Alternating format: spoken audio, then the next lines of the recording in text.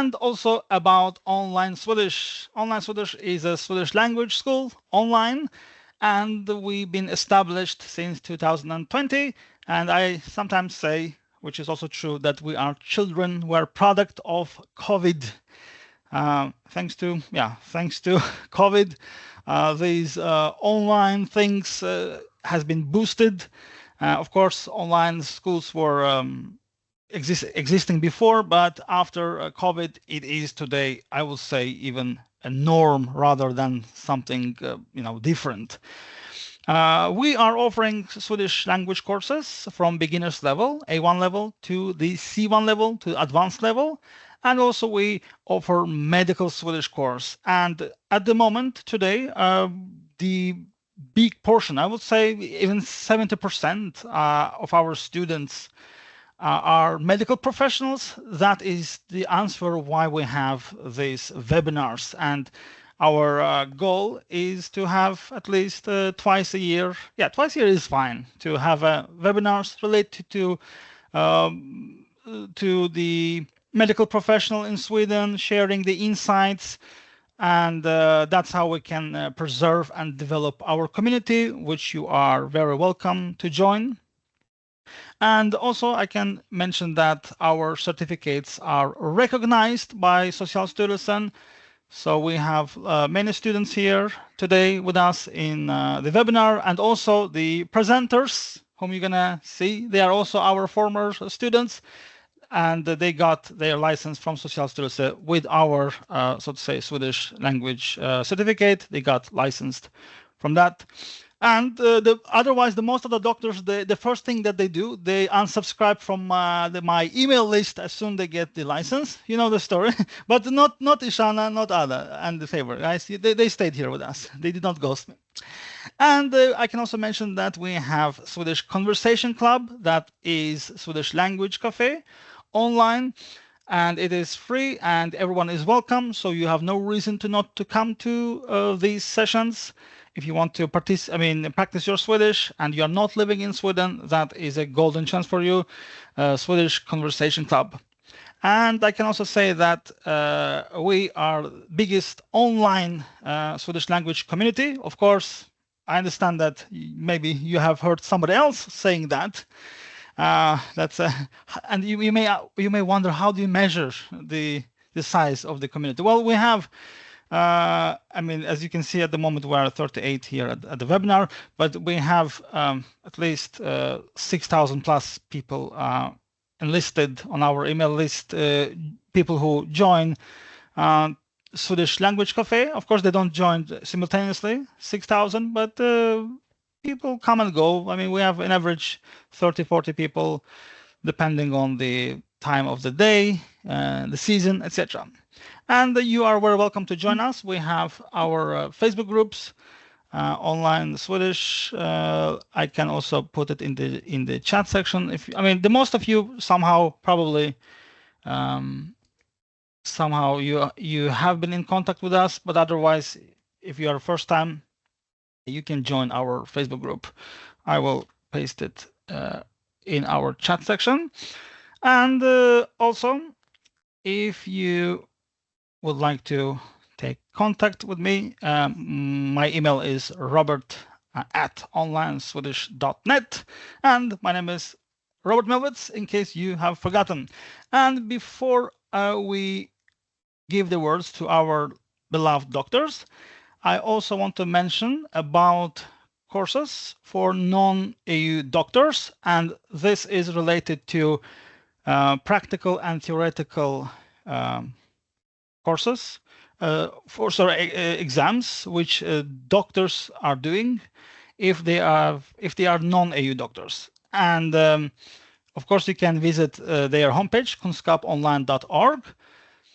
Alternatively, you can also watch our first webinar where Dr. Rami made us a big privilege and attended it and told about the courses that they are offering. So it is Dr. Rami, who is our former student, studied among others with Dr. Shana, and today Dr. Rami with other doctors. He is offering, so to say, courses. They are offering courses for non-EU doctors, but you can read more on their homepage. But also, if you need detailed explanation of what they are doing, you can see it on our webinar, the first part.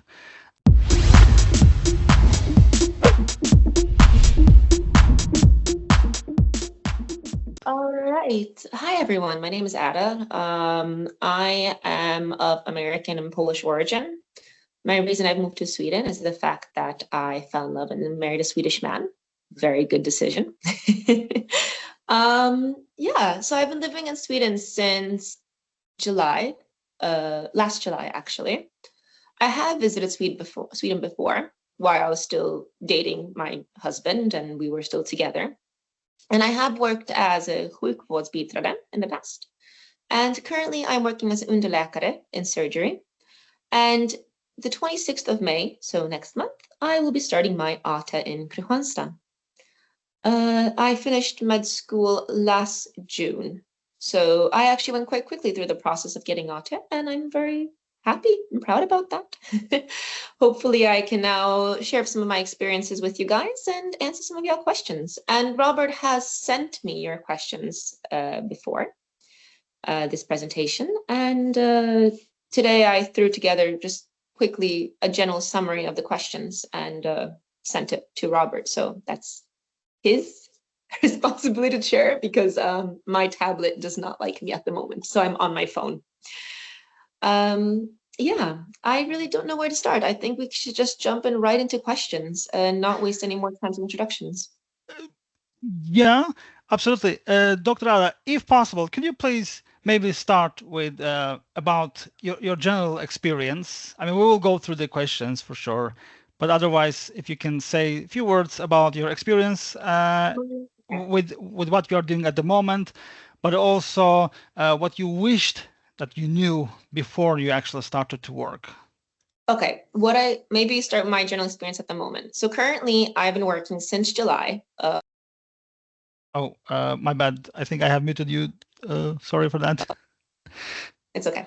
So as of July 2024, I started working as an Underläkare in surgery. I worked 7 months in vascular surgery, and currently I am in the oncology. So we work with breast and melanoma. So I work as Underläkare there. And my personal experience, because I've only worked as Underläkare within surgical wards, is that it's very rewarding. You have a lot of responsibility, and depending on which hospital you work, you get different levels of responsibilities and different, let's say, time schemes you need to work in. So me, I assist in surgeries quite often. I take in patients, I dismiss patients, I react to acute situations in the ward. I need to do the epicresis, the dödbevis, all the administrative things I need to do. The only administrative thing I don't need to do is the OP-berättelse, so the operation, the operational description, the description of the operation. That I don't need to do. That's what the head surgeon needs to do. Otherwise, I do all the administrative work, generally speaking. Any major decisions in changing of patients, let's say treatment, I need to take with my responsible doctor, my ansvarig läkare, because I don't have a legitimation. So therefore, I cannot make those decisions myself. The responsible doctor, the one who's the specialist, the overläkare, they're the ones responsible for the patient's general care.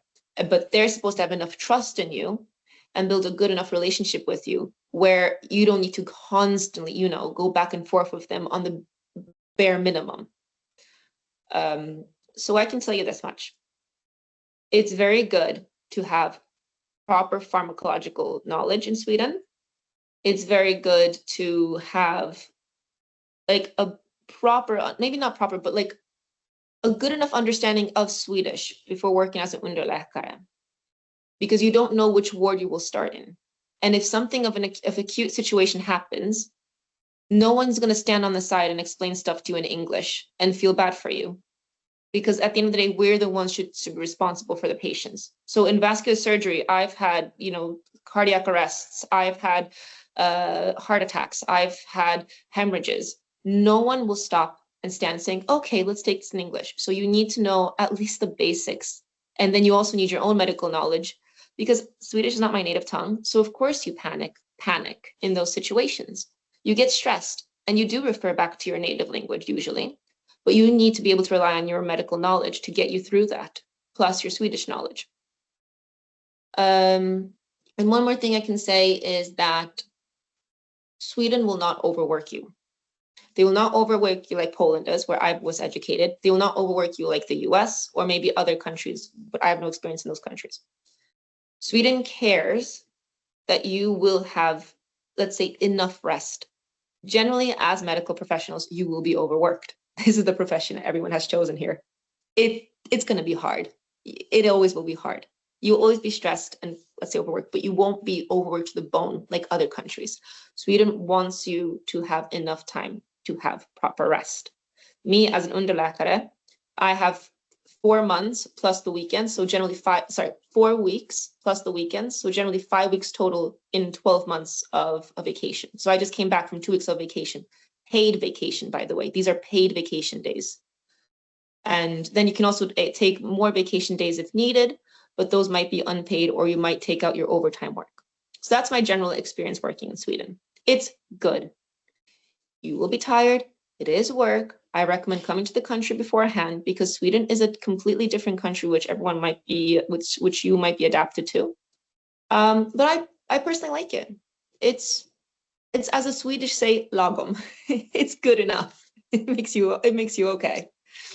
So I think that's why I would like to experience my general view of Sweden. And then maybe a next question, so I have something to follow up on. Otherwise, I'll just mumble. Absolutely. And is there anything that you wanted to know beforehand? Is there something that you say, oh, I wish that I knew that before? Oh yeah. A lot of what you can get done with your paperwork depends if you have a job contract. There's no point of reaching out to Socialstyrelsen, to banks, to whatnot, if you don't have a job contract in your hand. That's the main goal, is the job contract. Because no one is going to no one will get you anything. Sweden is paperwork, paperwork, paperwork, paperwork. And that's the hard part. So for example, for me, when I got like my coordination number or I got my personal number or I was able to apply for anything, I need a job contract for whether it was 9 weeks or whether it was half a year.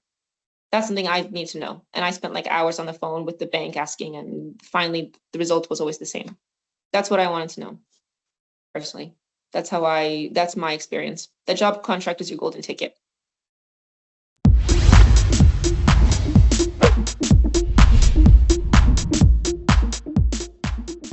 Yeah, my name is Favor. I actually have a super long name, so I always use Favor since it's my English name. I'm from Nigeria. I was educated as a doctor in Hungary, and I moved to Sweden in around the end of October in 2023. For a while, I moved over to Norway in order for me to work as an Underläkare, and I came back to Sweden, I believe, at the start of February for me to start my BT program in the Norrbotten region in Kalix. I would say so far my experience has been good. There are some things that you'd have to know as a foreign doctor before you start working. For example, the different cultures they have in the workplace. A lot of things are more, how can you say, a lot of things, there are a lot of like unspoken rules in a sense. And for example, if your boss or your supervisor asks you to do something, they usually ask it in like a very polite way, and where it doesn't really sound like an order, but they expect you to say yes to it. So your boss could be like, "Oh, if you don't mind, would you be able to stay a couple of hours extra on the job?" And you would think, okay, they are giving me the option to say no, but they're actually telling you, please, they're actually telling you to stay for a couple of hours, not asking you if you'd want to. So you have to be conscious about it and just know that it's a really polite society. They don't want you to feel like they're ordering you around, but they are technically ordering you. So you have to say yes and accept what they ask you to do. Another thing I would like to talk about is like the BT program for us that are foreign doctors. From my experience and from what I've heard from the other doctors as well, the level of training people get in Sweden, I would say, is yeah, because of the fact that they are native Swedish doctors and they studied there their whole life, they are more used to the system. They get to work a lot more with the doctors there. They get a lot more like hands-on practice with the patients. So for us that were educated in foreign countries and maybe they didn't give us a lot of responsibilities during our practices, our summer practices in the clinics and stuff, especially for us doctors that weren't educated in our home country but had to move to another country to learn medicine. It's really challenging. And you have to know that when you are doing the BT program, there is a list of various things that you have to like tick off, certain things you have to document that you have done.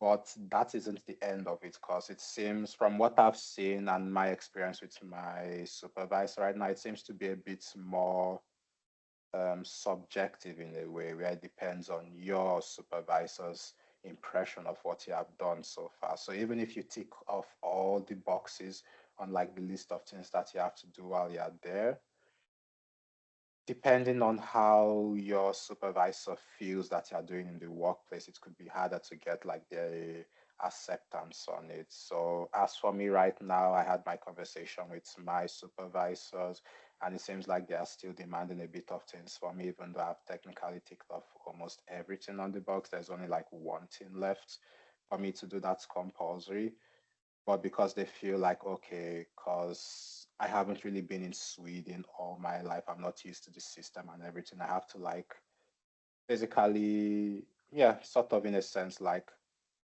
work a lot harder, do a lot more things, like just do things over and over and over and over and over again until they are satisfied with what I've done.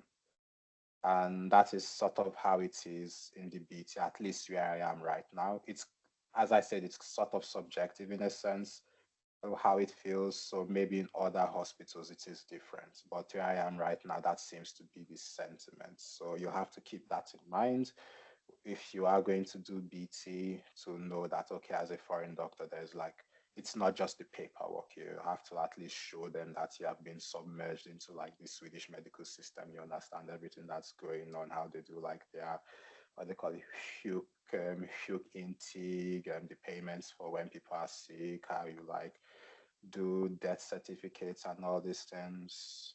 So yeah, so you have to get used to the work environment there. Another thing that I would say that you have to get used to in Sweden, I think Ada said it earlier, that you would have to have a good knowledge of at least the basic stuff, the base, like the bare minimum basics, so that whenever you talk to your supervisors to actually ask for help, you're not just depending on them, but you're also giving your own ideas. Okay, this is my patient, this is what I have, this is their history, this is what I think we should do to treat the patient. So you give that you give them what you think is supposed to be done, and then they'll give you feedback and explain to you, okay, this is good, this is good. I think maybe it's better for you to do that. So it's not just you relying on them as an Underläkare or as a BT, technically as a BT Lekare, you're still an Underläkare since you aren't doing ST yet. So you're not just totally relying on them, you're actually giving your own like 2 cents on the matter, and they are giving you feedback and telling you, okay, this is better, or what you are thinking is actually correct. I would say that's my experience. Those are the things I wish I knew, because I did have like a problem with that at some points, but now at least I know. So anytime I'm like meeting my superiors to like talk about a certain case, I always have like, I'm always prepared ahead of time with what I think should be done before I actually go meet them.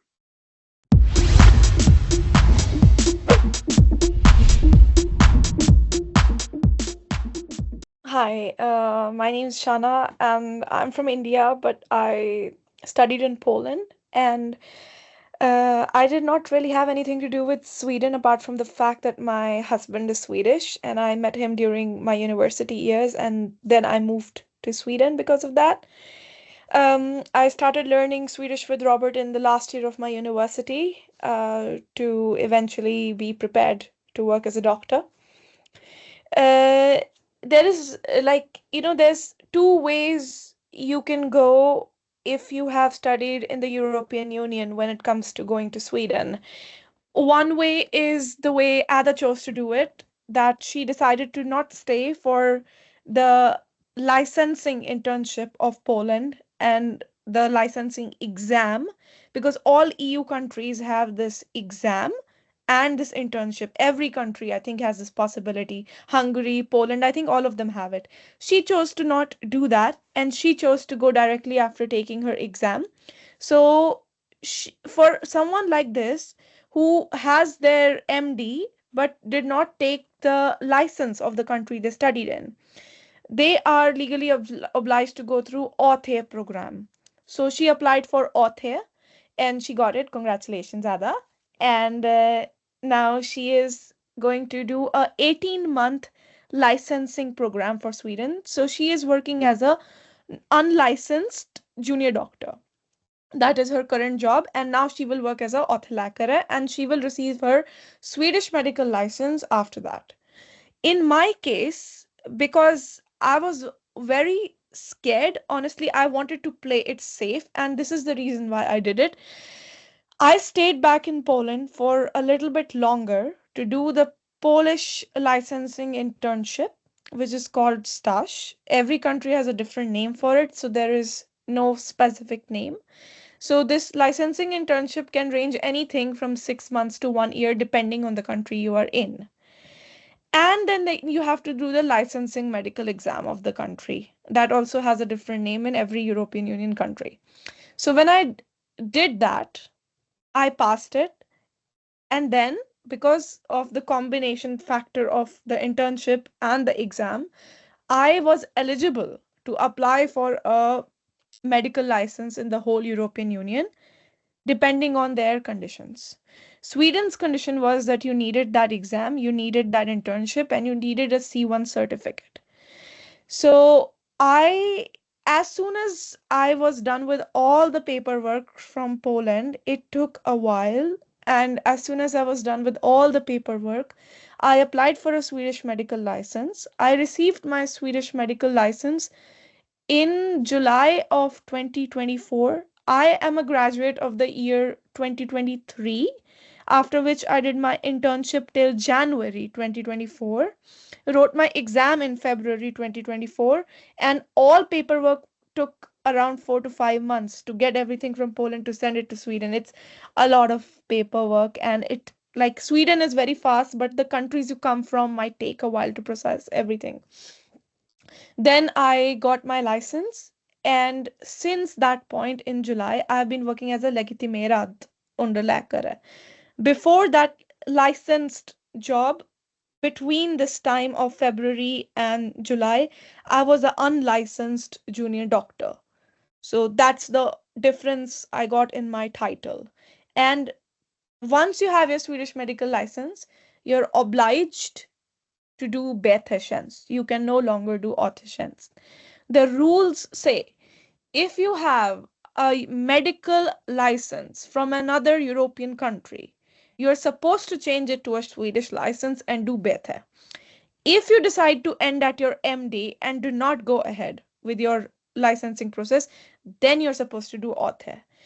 As of now, there is a lot of competition for authorizations because it's like, limited places, lots of people, and a misconception that there is not so much competition for Bäthe, because let me tell you, because Bäthe is something that was launched in 2021 by the Swedish government for our EU doctors and eventually for outside EU doctors as well. So that is the reason they have only let out very few places throughout the country. It's not like Author can have 25 places, 30 places.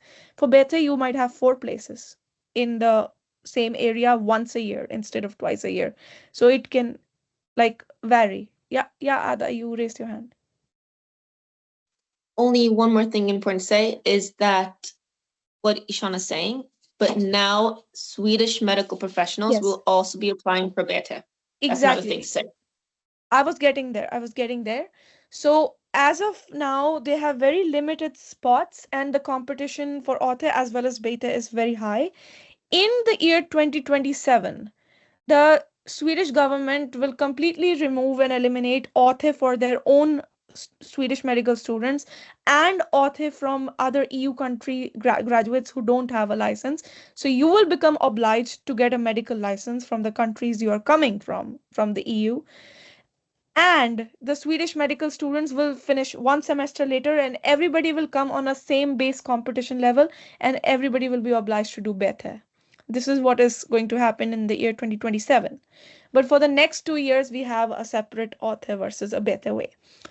The difference between author and better is that author lasts 18 months and better lasts, depending on where you are, can range anything from 6 months to 1 year. And some places offer like a integrated Bäthe plus STAZ job. STAZ is your medical residency in Sweden. So this is called an integrated Bäthe plus STAZ tjänst. But some places also offer just Bäthe. And I have gotten my Bäthe now. I will be starting in August 2025. So in 4 months, I'm starting my Bäthe. And thank you, Robert. And yeah, it's a 1 year program, and I will do my rotations. This is what a Bäthe rotation looks like. 3 months in primary care, that is like the healthcare centers. Primär ward is a hälsocentral. That's somewhere you go when it's like a first line of contact you have, as a patient with the doctor, that, hey, I have a cough, I have this, like, I'm not feeling good, I'm tired. Like for basic problems, you go to the hälsocentral, and that's primär ward. That's a 3 months placement. Then we have placement in acute ward. That means that it's emergency medical department, of course, for emergency situations. Then there is a free placement of choice we can do that, depending on the region you are in Sweden, they give you like an alternative to choose from. That it can be anything from cardiology, from oncology to surgery, depending where you are from. And then you have your 3 months of placement in psychiatry. So this is what a Bäthe program looks like. It's very similar to author, but they have longer placements and more mandatory placements than us. The reason being because because we are licensed doctors, the only purpose Bäthe is supposed to serve for us is to get used to the Swedish medical system. And the reason it was created was because when people used to come from the EU directly and had no experience in the Swedish healthcare system, they would have a very, very difficult time. They could not understand what's going on. They would start their residency immediately. They had the license to start immediately. They would not understand how the system truly works. So this job was created so that we who studied outside develop an understanding of the system. While on the other hand, author is created in with the thought, okay, this is someone that is going to train to get a license. That's why it is a longer process. It's a more detailed process. That's the difference. So this is how author and Bäthe are different.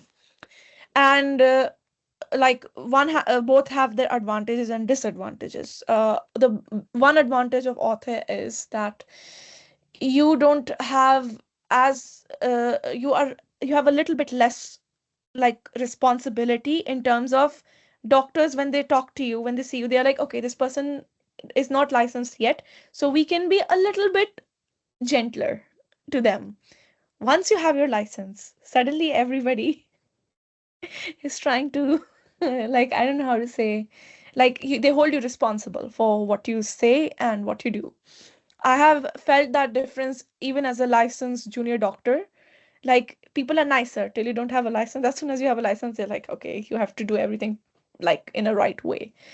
Yeah. So, but the positives of having a license is that you are paid more versus if you don't have a license. In Bäthe jobs, the salary is much higher than authorization. That is one positive of Bäthe. One more positive of authorization is that it's a bit longer than Bäthe.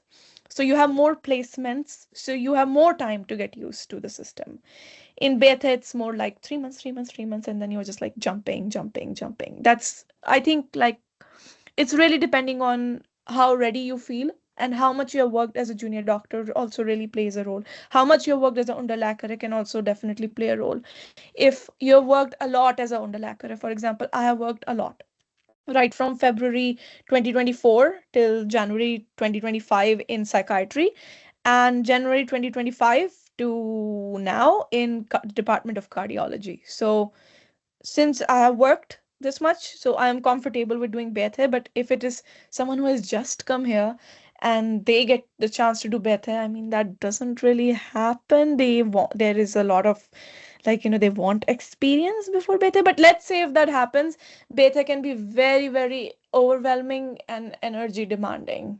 So let's say if you guys are coming with licenses, do a Underläkare job, take your time, take a year, work as an Underläkare, get used to everything, then go for Bäthe. There is no rush, definitely. Like, I don't recommend rushing that, because I can definitely understand how demanding it can be suddenly to be expected to know more than others, despite you are actually on the same level as the Swedish students. It can be overwhelming. Yeah, that's the difference. Thank you very much. Thank you very much, Shana. Tusen tack.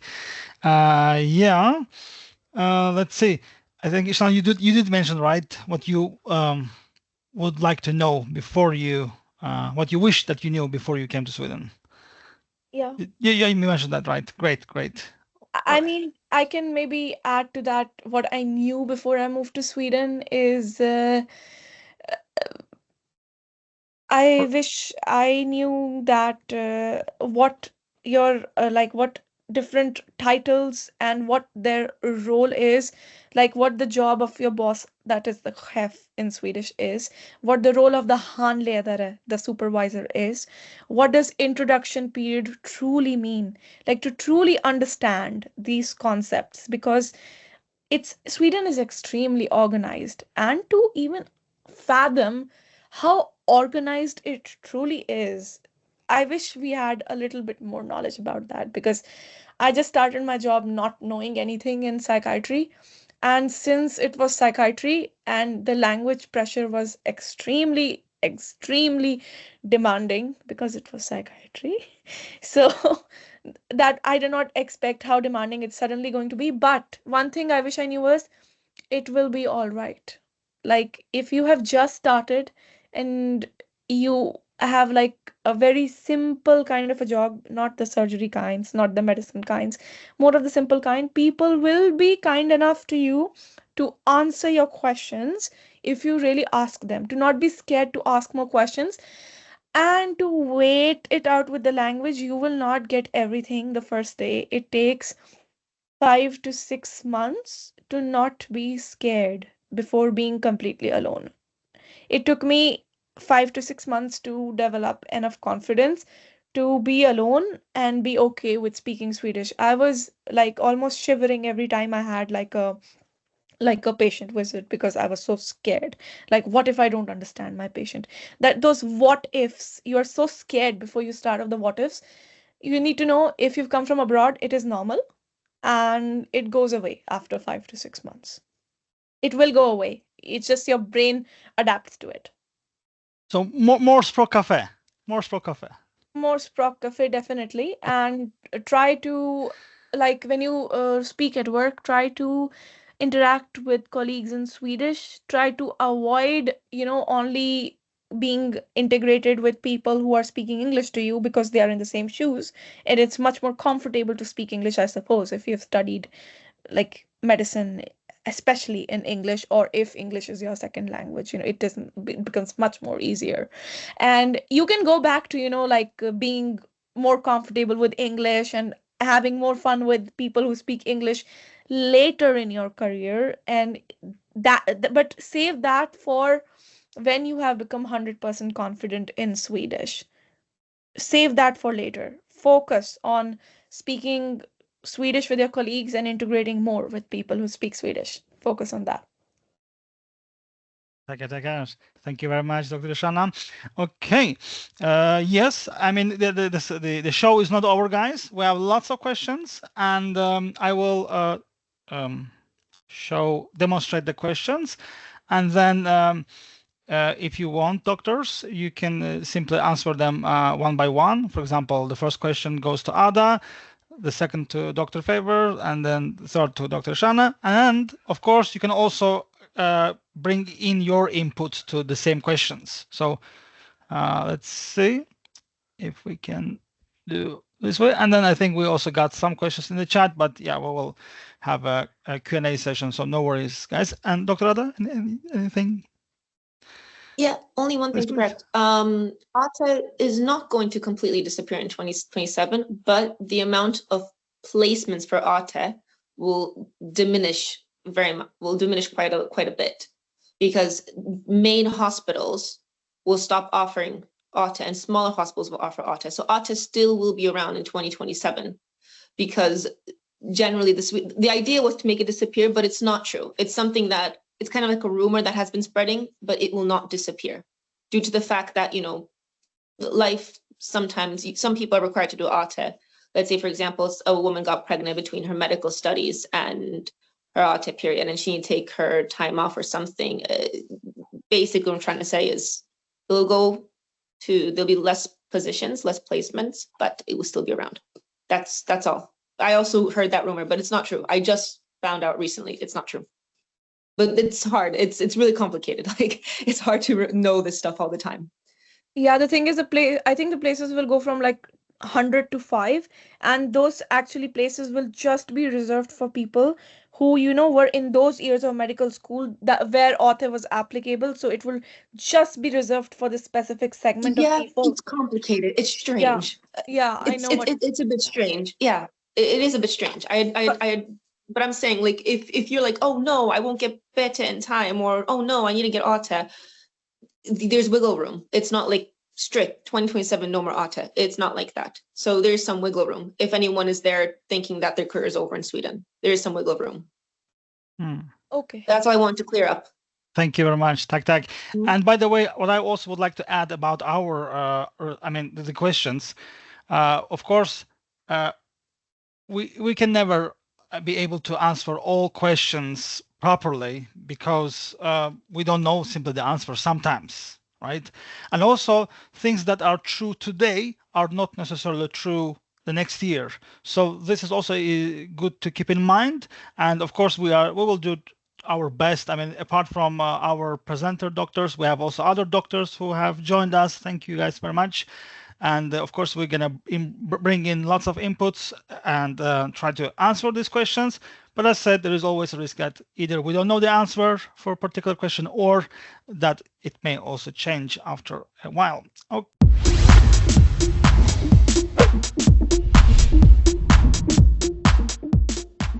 Okay, with that said, the first question goes to Dr. Ada. Dr. Ada, varsågod. What was your approach to finding a job? Specific website, agencies, or personal connections? Which method do you recommend as most effective?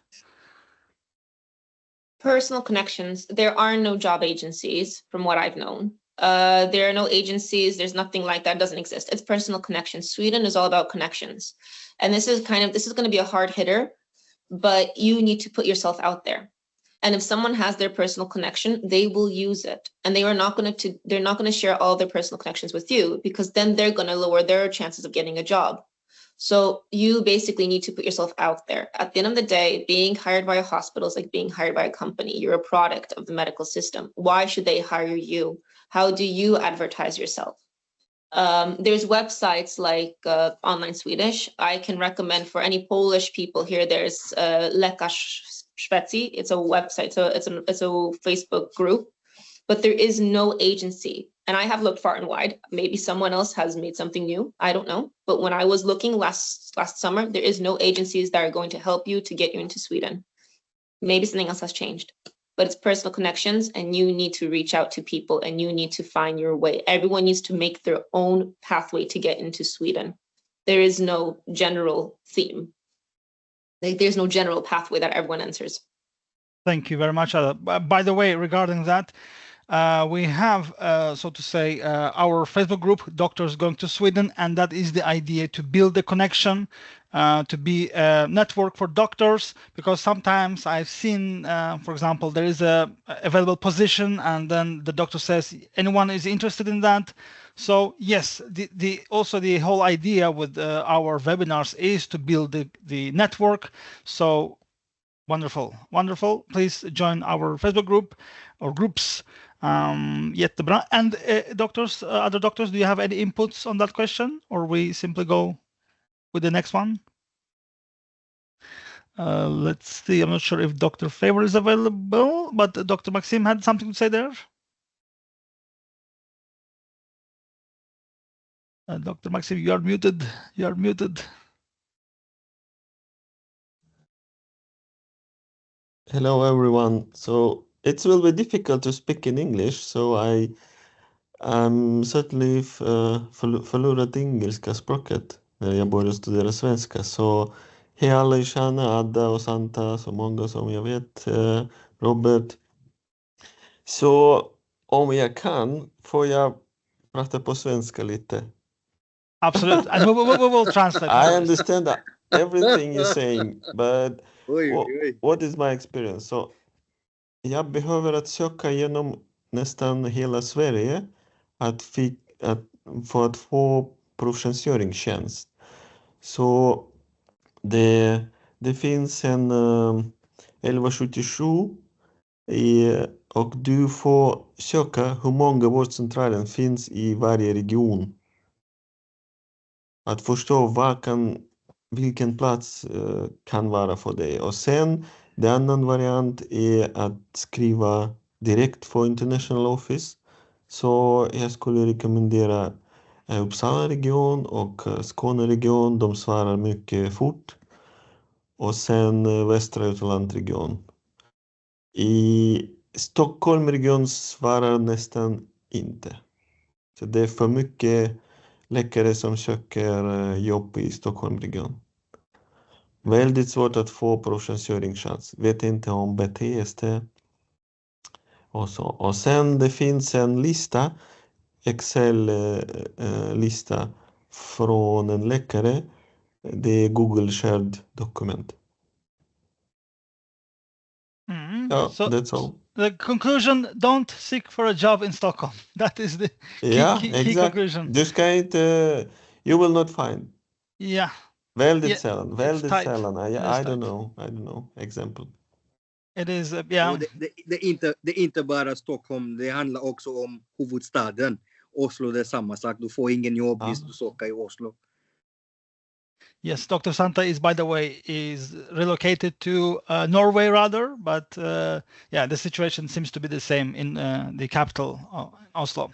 Tack så mycket. And then Dr. Favor, Dr. Ada, Dr. Shana, can you all three answer that question? How many interviews did you have to go through before you ended up somewhere? Should I go first? Yes, please. Oh, okay. All right. So before I moved to Sweden, I was applying for jobs, obviously, and there's actually quite a few platforms you can apply jobs from.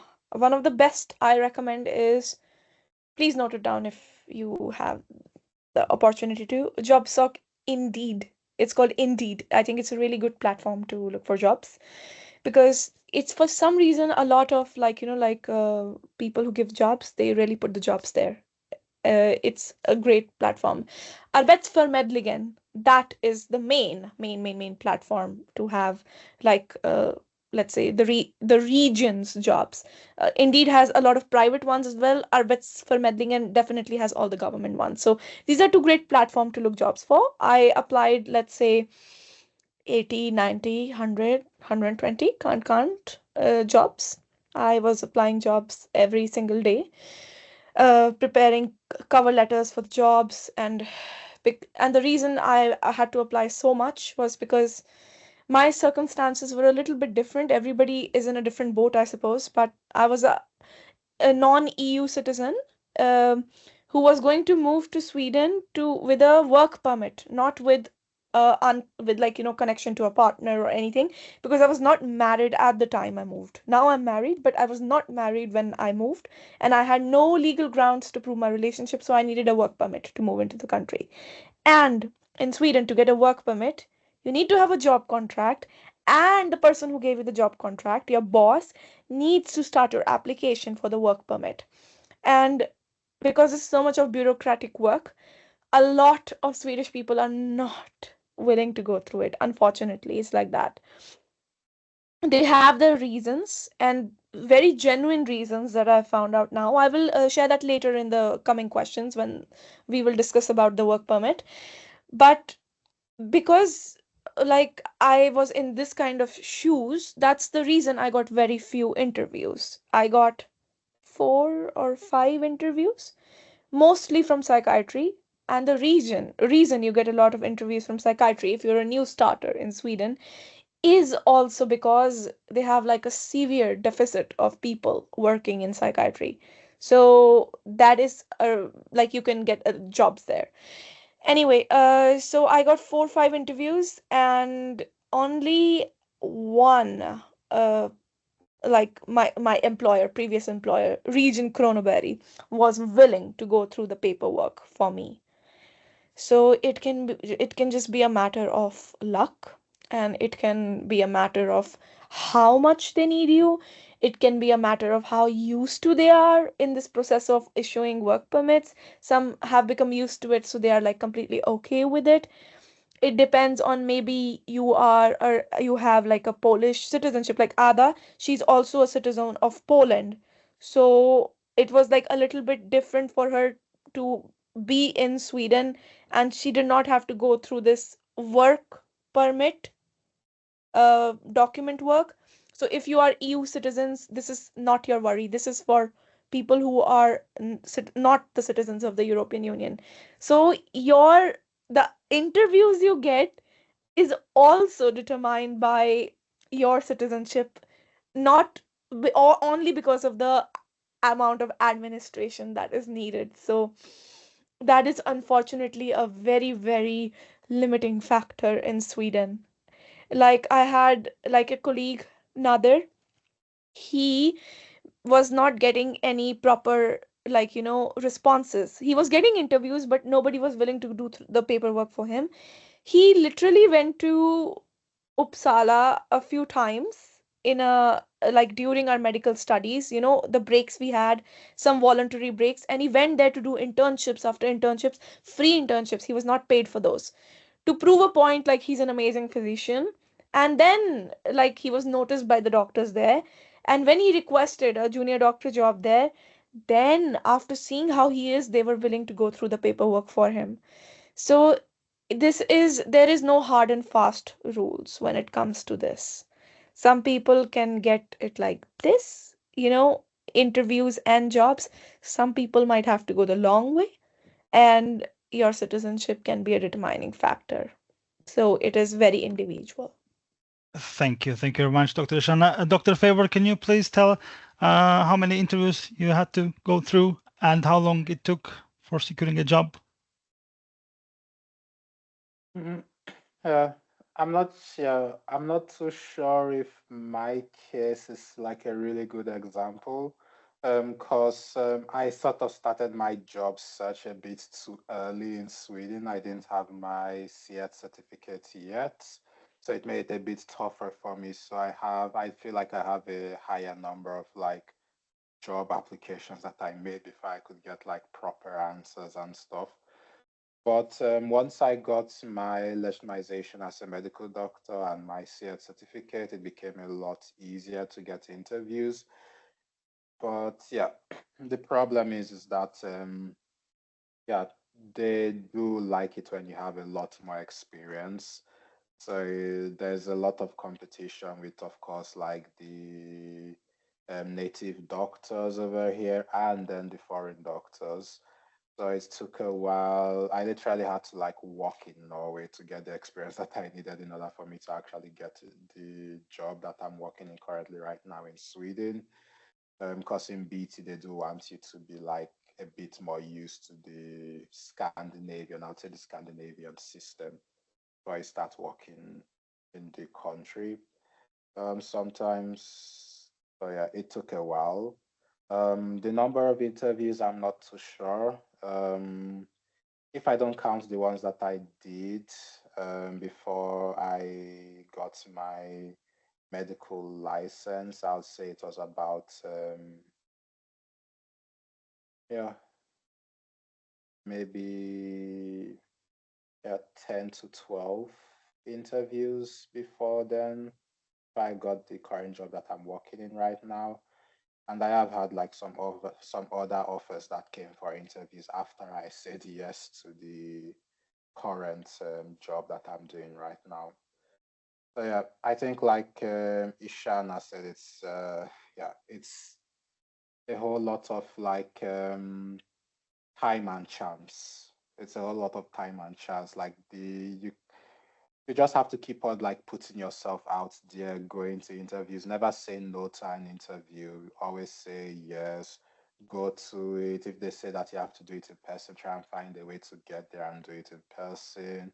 If it's online, be able to make time for you to do it, because you never know. You never know. Even the ones that maybe you think, okay, I don't really like this particular like specialty, still do it. Still say yes to the offer when it comes, and do it, because all the experience helps. Like there's no wasted time you spend in the hospital. So if you do get an interview, say yes to it. If you get the offer, say yes to it, and just take advantage of it. Like work, build your experience, because it helps at the end of the day. Thank you very much. Thank you very much. And Dr. Ada, how many interviews you had? You're not gonna like this, but I got a job after each interview. So I was quite lucky. So basically for Underläkare, I had one interview and I got the job. For sjukvårdsbiträde, like I had 2 jobs as sjukvårdsbiträde and I had one interview for each and I got the job. There's only one job, there's the 4th interview I've gone through, and that was for Vaccine Direct. I really recommend this place, Vaccine Direct. This is where they vaccinate people and they give them, and they take away ticks. If you're a nurse, you can work there. But the reason I didn't get that job is because honestly, that day I was not prepared and my Swedish was not going well. But that was just like a random side gig I was thinking about doing, getting extra couple of bucks. So I did not put any effort into that interview, which I think then presented itself why I didn't get the job. In the end, I wouldn't even have been able to do the job because I got my other Underläkare job. But the reason why, for example, I've had success in my, let's say, interviews and jobs is like this. I am an EU citizen. So automatically, that massive paperwork that Shana had to go through, and I presume the thing is I'm very close with Shana. So we graduated from the same university. We have similar, let's say, stories. We both married Swedish men, but we are literally 2 opposites. She's a non-EU citizen that went through the Bäthe program, and I'm an EU citizen that decided to go to ATE program. So we're like the exact opposites, if that makes sense, but in Sweden for the same reason. But for me, my success was 1, I was an EU citizen. 2, I prepared for my interviews. Like I don't know, generally spoke to myself in the mirror, right? I made sure I looked good for my interviews. I gave a reason as to why I wanted to work there. And when I applied my CV, I had a photo of myself and I put like any conferences I've gone to, I put my internships, anything like that. And the reason I got my Underläkare position so quickly as I did was because I focused on that hospital quite intensely. And I worked as a sjukvårdsbiträde before. And sjukvårdsbiträde is basically a nurse's assistant, which is considered an undersköterska. Okay, no. You can say it's somewhat of a nurse's assistant, because the nurse's assistant, undersköterska, currently is a protected title in Sweden for us medical professionals to not take jobs away from them. And it might be, let's say now, oh, that's not nice, we want to work there so we can experience. No, it's fair for them because they have their own work experience and they also deserve their own jobs. So they should be protected, their title's protected. However, if you are not a graduated medical professional, you can work as a sjukvårdsbiträde. If you're still in your medical career, you can work after your 1st or 2nd year of medical school. And so I was applying for those jobs during med school. So in summer I would work. And that's why I built up my CV. So I already had medical experience and I already had medical experience in Sweden before I applied for my Underläkare job, because I knew that I would be a better candidate. I knew I'd be more interesting to hire rather than come with a completely clean slate. And Dr. Ada, can you maybe please tell about the questions that you got in the interview and also other doctors? So, Robert, can I speak about that later on also? yes, of course. Everybody, yeah, you can also add your input. So, yeah, as Dr. Ada already kind of mentioned about getting a job, and I can also, by the way, say that Dr. Ada is a kind of record holder how fast she got her a license from Socialstyrelsen. It was literally the second or third day, Dr. Ada.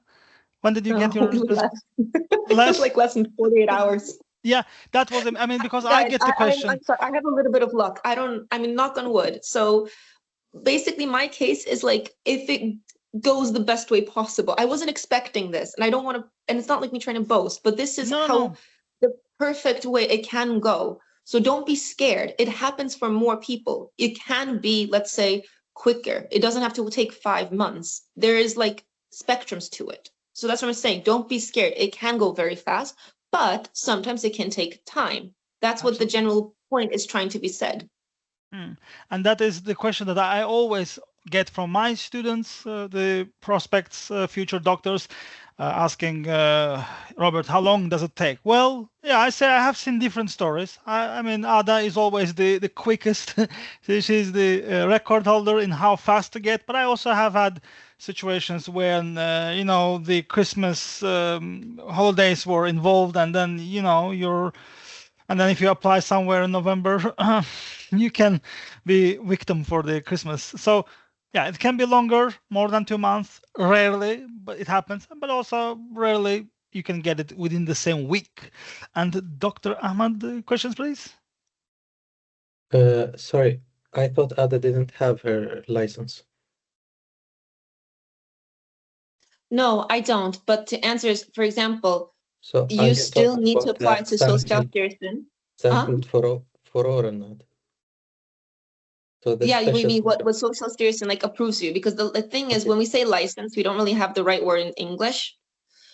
Because even though my case had to be approved by Socialstyrelsen, because the same way Shana's medical license had to be approved, my medical degree also had to be approved by Socialstyrelsen to give me the permission to work in Sweden.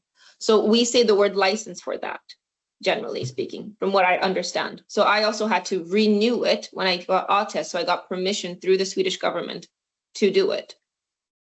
Yeah, I get it. But I also understand why it was very fast, because these, even on the website, for their website, it says it will be faster. For a normal license, it's 4 months, but for the special circumstances license, it is 1 month and less than that usually. Good. So, yeah. Like I said, I wasn't concerned. I just did that for thing, others to know. Yeah, and Dr. Shana? So the thing is, this document that Ada got, it license is not the right word to use for it. Like Robert used the word license, and I think that's what created the confusion. The right word is the authority to work in Sweden as a junior doctor. This is one document. There's a second document, authority to do author job in Sweden. There are 2 documents. Socialstyrelsen usually takes less time to give out these documents. It just is like, if not around Christmas, forget about Christmas, that area, that time, they don't do anything. Okay. But apart from that time zone, these 2 documents, it is very easy to get these documents, because when I was going through my medical program and I just had finished my last year of university, and I was not like, you know, I did not have the like authority to apply for a medical license, but I still wanted to, you know, keep applying jobs and wanted to work as a junior doctor, unlicensed junior doctor in the meanwhile, and apply for those jobs. I tried to apply for this document, the authority to work as a doctor in Sweden, as a junior doctor without the license. It took 2 or 3 days to come. That document doesn't take a lot of time. That is the truth. But the full license, it can take 3 weeks, 4 weeks. That takes more time. It really depends on what kind of a document it is. That really plays a big role. So we need to update the license term. Yes, Dr. Bimansa, please. So how is it called exactly? Like you send your qualifications for legitimation, like for recognition, not legitimation. And so they legitimize those qualifications, and what next? To get this authority, I mean. So they give you, like, let's say a confirmation, email confirmation, like a document where it's written that, okay, yes, you meet the criteria, you meet these rules, la la la, rule number, ba ba ba ba ba ba ba, from their books. And yeah, now you can work as a junior doctor, Underläkare. Or, oh, no, you have the right to do authorization. So it But depends on what. unlicensed. Yeah, the unlicensed ones. And if you are applying for the license, for example, then they look through your documents. Sometimes they ask you to supplement, and it can be different documents they can ask you to supplement if needed. And after you have given them everything, then they send you your license, and they also send you another document that has your skrivare code. That is your code you use to punch in or you give to your employer to be able to write prescriptions. So you get those two documents when you apply for a full license. But it's basically three types of documents they issue: right to work as a junior doctor, right to work as an authorläkare, and full license, after which you have a full license. And of course, there's a fourth type of document, which is the specialist competence. It is for people who are already specialized doctors. In order to get that approved also, then there is a fourth type of document they issue. Don't know how much time that takes, don't know what they want for it, because I was not a specialist when I moved. Yeah. Thank you. And can you please, doctors, answer this question? Yeah, very briefly, if you can share the types of interview questions you've been asked, what the interviewers were looking for, and whether there were any particular challenging questions. Were the interviews online or in person? Sorry. Yeah. Yes, please. Can I go? Okay. Okay, we're sorry. Dr. Santa can start, and then Dr. Favor can also. I mean, So you can tell your. it's the same as Norway is the same as Sweden basically, but what I'll tell you is you need to be really good. When you get an interview, you need to kill it. I did 100 applications before coming to Norway, and I got the first interview and I killed it and I got in. That's how it works. And I worked in psychiatry. It reached a point I got another job in surgery. I got another job in injury medicine, but now I wanted to move to this region called Stavanger, okay? So this region is Haugesund, Stavanger, and this is the best region. So you get an interview, you ask medical questions, scenarios, real scenarios. You have a patient with septic shock, what will you do? You have a patient with DKA, diabetes ketoacidosis, how will you handle it? And it's real scenarios. Another thing is you need to be, they will ask you like, are you flexible to work VACT, not VACT, or any VACT, you know? Are you flexible? You just say, yes, I'm flexible. Night shifting, right? Night shifting. Yeah, night shifting. And then the other thing is sometimes it has happened to me. So like in Norway, what you do is you go through list M. So it's the same as artisans, okay? But then they told me that my list N interview was on Monday, okay? On Friday, I was having a Morgan Mute, Allmäntjänstgöring, and then they ringed me, you know, on Friday, bro. They said, is it Santa? I was like, yeah, it's me. We want to do a list N interview for you. Are you ready? And my interview was on Monday. So they just caught me off guard, total off guard. And you know the kind of question they're asking me? Okay, Santa, you have a patient, a woman, coming to you, right abdominal pain. What will you do? Now you have to take them. Is the patient hemodynamic stable? Is the patient respiratory stable? Has the patient fever? Then they will tell you, no, the patient has no fever. Okay, what will you do? Do an ultrasound. What are you thinking? cholecystitis or appendicitis. Go ahead. What you didn't see anything in an ultrasound? What you do? Do a CT. Okay, Santa, this patient is a woman. What are you thinking? Gravid. What are you thinking? Ectopic pregnancy. Yeah, you kill it, bro. You need to kill it. And they caught me unaware, bro. I thought it was Monday. Friday, they're calling me. And afterwards, I'm starting this end on August. Just like that. That's really off guard. Yeah. I saw it was very off guard.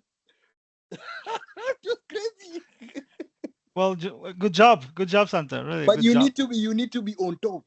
You need to be on top. That is the only way. Thank you. That's even if you're not good with the language, as long as you understand when they speak, as long as you can read, even if you're not good with speaking, but you're good with the knowledge, there is nothing stopping you. You will make it. Thank you. Because that's a very common questions, like what type of the questions you get in the interview. That is a very like archetypical question. And Santa says, yeah, so you get clinical questions, so to say, right? You get the clinical questions, and you're gonna, you have to dive into the scenario as if you are treating a patient, right? So great. And Dr. Favor, please. My experience with Norway was the same as Santa. They tend to ask you more medical-based questions. Yeah, they tend to be more based on like, what is your medical knowledge when it comes to Norway? In Sweden, I've noticed it's a bit more of like, yeah, there are like some sort of like medical questions. I remember they were asking me of like, can I describe a scenario that was like challenging for me in the workplace, and how did I solve the situation? Can I talk about a time I had a disagreement with a fellow coworker? How did I handle it? So they tend to ask questions like that. I would say in Sweden, the two main things they try to see is because they sort of want to invest in you in a sense, and they want to see if that investment will pay off. So they don't want you to just come and stay a couple of months and then leave. So they want to see that you are willing to stay a long time. So they tend to check like, okay, what are your connections to this place? Why do you want to work with us? Things like that, to see if you do know about them, if you know about the culture in the city, if you've been curious about like wanting to live there for a long time. Another thing they like to check is how you would fit into the workplace. So they could just ask you like small talk questions to see what the vibe would be like. So sometimes you'd have to become, how like, not unprofessional in a sense, but like you should be willing to like let's say some jokes, like let them see that, okay, this person, if he's in the workplace, it won't be somebody that would be like stone-faced all the time, or somebody that won't be able to interact with the group. Because Sweden, there's basically, yeah, there are hierarchies in the workplace, but it is almost like they don't pay too much attention to it. So they prefer to have like a sort of workplace environment where people can relax. So you have to be able to show that, okay, you can fit into the group, you'll be able to get along with people there. They wouldn't think that you're out traveling. I think that's the best way to say it. They would take you out traveling in the workplace, that you can't interact with your colleagues well. So they try to basically see those two things. Are you connected to the place? Do you want to stay there a long time? And do you fit in? Will you be able to fit in? Will it be too much of an issue for your fellow coworkers and for yourself if you are working there? Those are the two things I noticed they tend to check for in Sweden. Thank you very much. Thank you. And I think Dr. Maxim wanted also to share with his inputs. Or was it my illusion? Menade du intervjufrågor? Ja. Ja, det var jag hade skrivit. Det var hur reagerar du på stress? How do you react on stress? Det är favorit genom svenska samhället. Hur reagerar du på stress? Absolute. Yes. As Dr. Maxim points out, it is also one of the popular questions. How do you react on stress, or how do you handle the stressful situations, etc.? And I have heard this question before. Yes. Tusen tack. Tack så mycket. Okay, guys, we go further. Question number 4. And then, guys, yeah, you can, just answer briefly, and then all of you can put your inputs, the presenters, and then the rest, of course, also are welcome.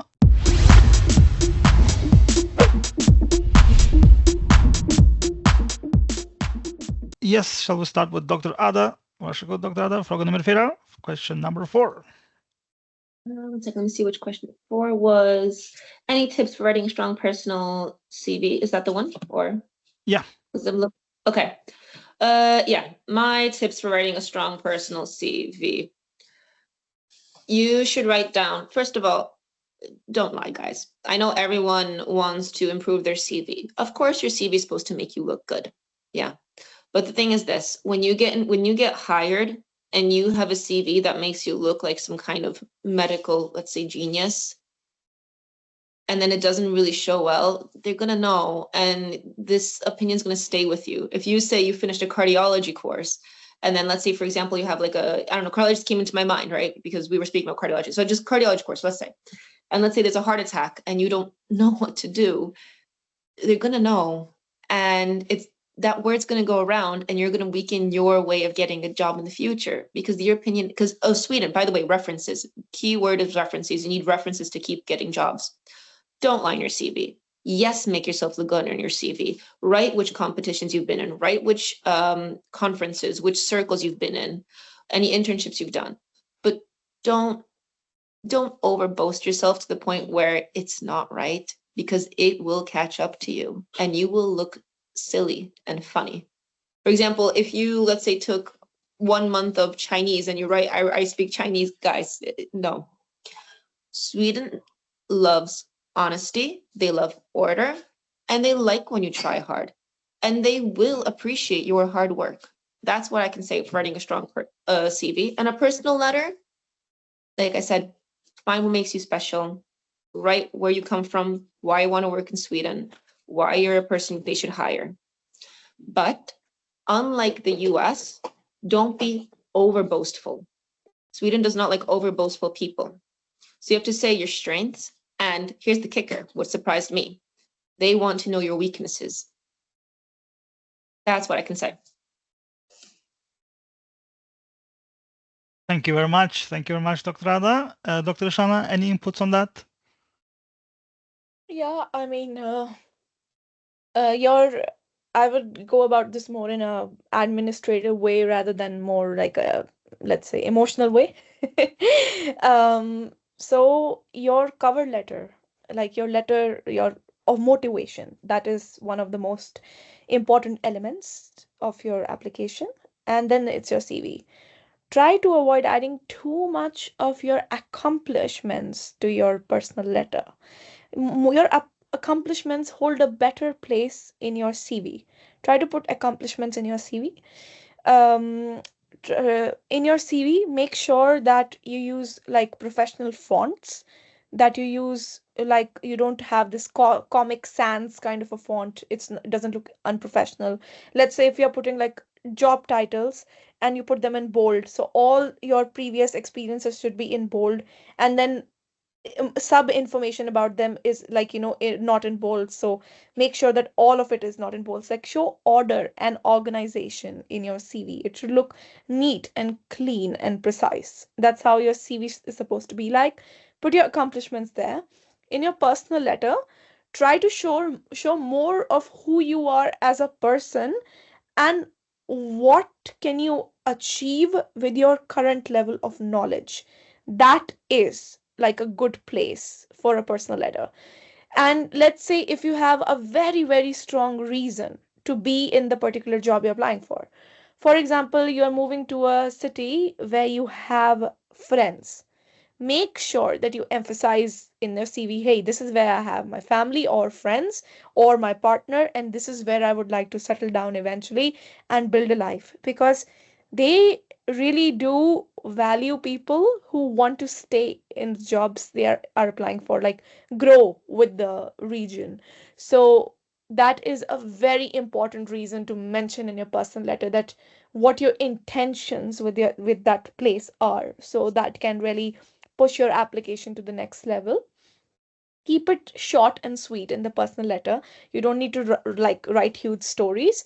Give a basic introduction about who you are, where you are from, what where did you like go to school, what kind of a person you are. Of course, as Ada said, mention your weaknesses and strengths with equal value, and mention what your what is the reason why you're applying for the job there. And if you have family or friends there, that pushes your application to the next level. Thank you very much. Thank you very much, Dr. Shana. Dr. Favor, do you have anything extra to add, or would you like to proceed to question 5?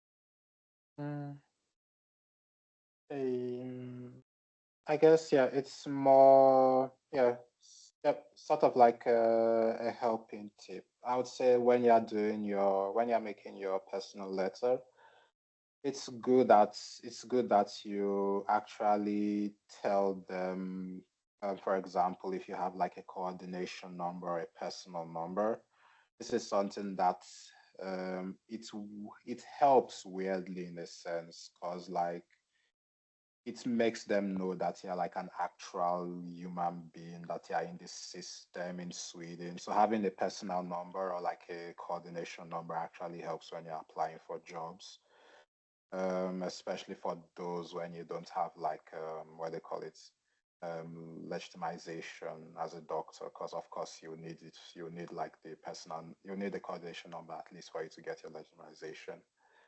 But yeah, but that helps in a sense. I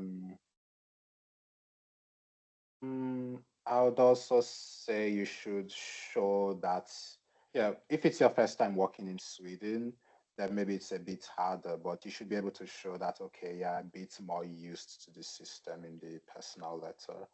Like you should just, I guess, mention things like, okay, what have you done in Sweden? What sort of like experience do you have like in the medical system? If you have done that, you can mention it. Don't make it too long. Keep it short and precise. That, okay, I've done this and this and that. Don't boast. They don't like people that boast. But it doesn't mean that you should make yourself look silly in it. Like, be able to show that, okay, you know certain things, but don't make that the whole point. Try to make them like know a bit more about you personally. Thank you very much. Thank you very much. And I think Dr. Mimansa had a question, please. Yeah, on the same point, just to ask on top of the question, what would you say adds more to your CV? As in, okay, we have work experience from internships and everything, but does doing research, or I don't know, how much do they weigh on attending conferences, and how much dedication do you have to show towards a particular specialty for your first job? Like stuff like this, would you, if you know already about these things, how much weightage is put on these things?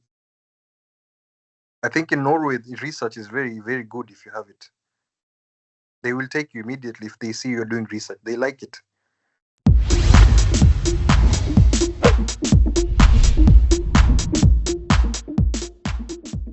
If we started within the EU and are not required to do AT, can we still apply for an AT position? And if we complete AT, do we still need to do Bäthe? Bäthe and AT are two completely separate things. AT is longer. It can last anywhere from 18 to 22 months, depending on the region, while Bäthe from half a year to a year, depending on the region. With Bäthe, you need to have a legislation, like what's it called? A legitimation from the country you have graduated. Some countries like Switzerland and Germany, you already graduate with the legitimation. Sweden is now going to be one of those countries. Therefore, the system is changing. And then there's some countries, for example, like Hungary, Poland, and other places where you do not graduate for legitimation, and you have to do this kind of extra, let's say, AT in that country to get it. Once you complete AT has an exam at the end. Bäthe does not. Once you do AT, you are a legitimerad läkare. You are not required to do Bäthe. If you have a legitimation and you do not disclose it, I don't know how that is, but that's not something the Swedish system will be very happy with. It's illegal. You are by Don't law. do it.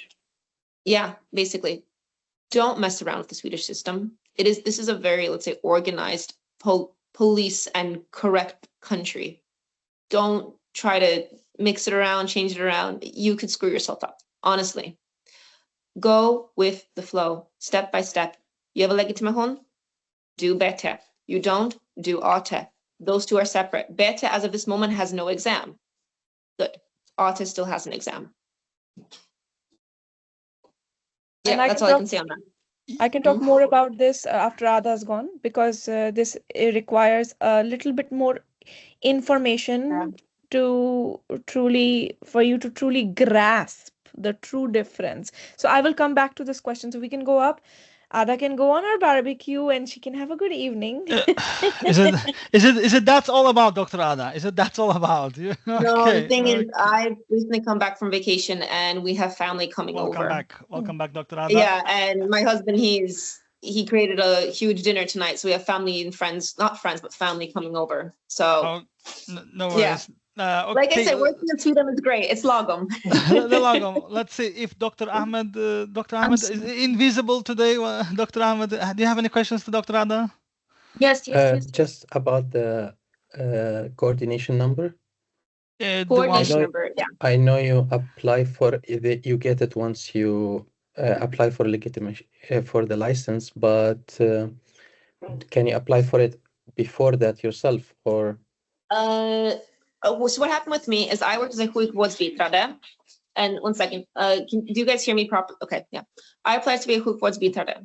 My employer, Karolinska, they went out and they helped me get my coordination number. A coordination number is, let's say, a step under personal number. With the coordination number, you are able to get a bank account in Sweden if you have at least a job contract for more than 3 months. However, coordination number, you don't need a job contract so long. You can have it a bit shorter. You need a coordination number in order to pay tax in Sweden. That's why you cannot work. It is illegal. If they hire you, but Socialstyrelsen does not give you a coordination number, it is illegal for you to work. Okay. Once you get your coordination number, because you have proved that you have a job contract from an employer, they will get a coordination number, and they will give you a coordination number if you have a short term. So my first job in Sweden was 9 to 10 weeks, something like that. And with that amount of work, I was able to get a coordination number. That coordination number will stick to you for at least half a year. Okay. So that's quickly, a good thing. Did you have to travel to Sweden to get it, or did Yes, I did. Okay. But I did because, I mean, my job went out for it. The thing is, I did like an internship by like some ways like emailing and stuff. So I had to give my documentation to my employer for them to apply. So I personally did have to travel to Sweden because I needed to be in contact and give physical documents to my employer. But only to the employer, not to Skatteverket. No, they did that all for me. By the way, your employer can take care of a lot of your paperwork. Okay. For EU citizens. I don't know how it's from non-EU citizens, but for EU citizens, your employer can take care of a lot of your paperwork. Okay. They have people hired for this. Yeah, but it depends also what people they have hired for this. It's not that simple. Good employers can take care of it. Some employers cannot take care of it. Thank you very much. And let's see if Dr. Anna Garbunova had a question, please. Yes, I'm sorry for interrupting this discussion so much, but I really want to ask an important question to Ada before she leaving. So my name is Anna, and right now I'm utbildad I Rusland. So I'm getting ready to Kunskapsprovet, and I have opportunity to have a sommarjobbet I hemtjänst. How inside the system doctors look on this kind of part-time work? Do they appreciate it, or it doesn't matter? Because I can't decide yet what's better, do it or not, or concentrate on study. The more the better. The more the better. Any type of job, if you get in Sweden, is good. May I ask, will they employ you for more than 3 months? Because 90 days is this special star. Yes, they suggested me 6 months. Yeah, great. I have European documents, can apply for a bank account. Everything. Okay, thank you. And once you get a Swedish bank account, you're much more easier to take as an employee because you already have a Swedish bank account. You have one step into Sweden. Any type of job. So internship is the lowest. Then you have any type of work in Sweden, and then you have any type of, let's say, medical work. Working in Sweden is great. Working for more than 3 months is even better because then you can go to a bank and apply with the coordination number your job will give you. And with your contract, apply for a Swedish bank account. Once you have a Swedish bank account, they cannot take it away, even if your job is over.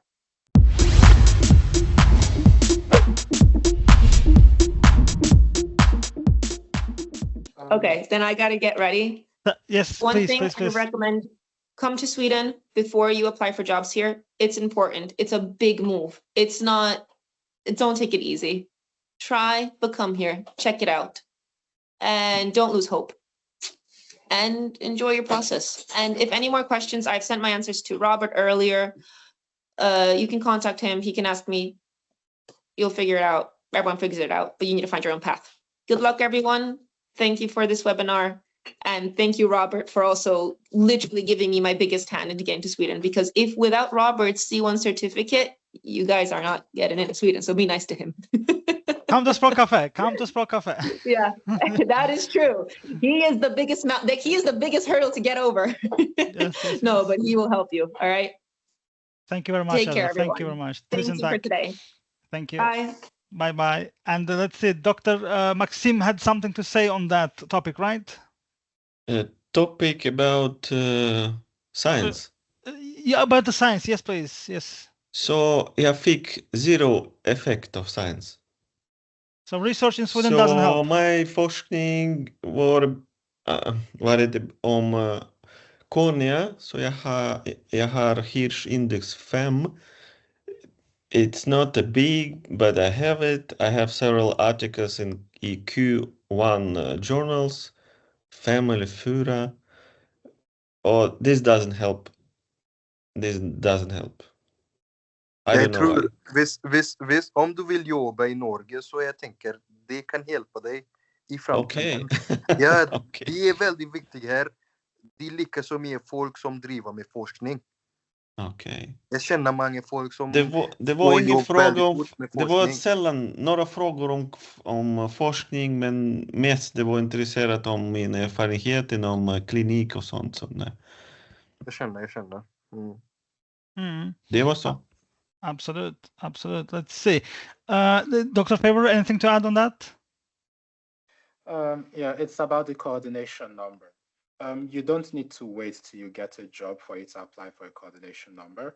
The fact that you're a doctor and you want to work in Sweden is already enough of a reason for you to get it. So apply for it. You can do it online. I believe when you do it online and you're not in the country, maybe you have to go to the embassy to the Swedish embassy in the country that you're in order for you to show yourself. Then you'll be able to get the process completed. But you can apply for a coordination number before you get a job. I did the same thing when I got to Sweden the first time and I was still staying with my brother. I just applied for it because I thought, okay, I'll be able to use it to get into what they call it, is it the SFE and stuff. But I didn't know that, I would actually need this later on. And it ended up being really good because I didn't have to wait extra time for me to get the coordination number when I applied for my legitimation. So just apply for it ahead of time.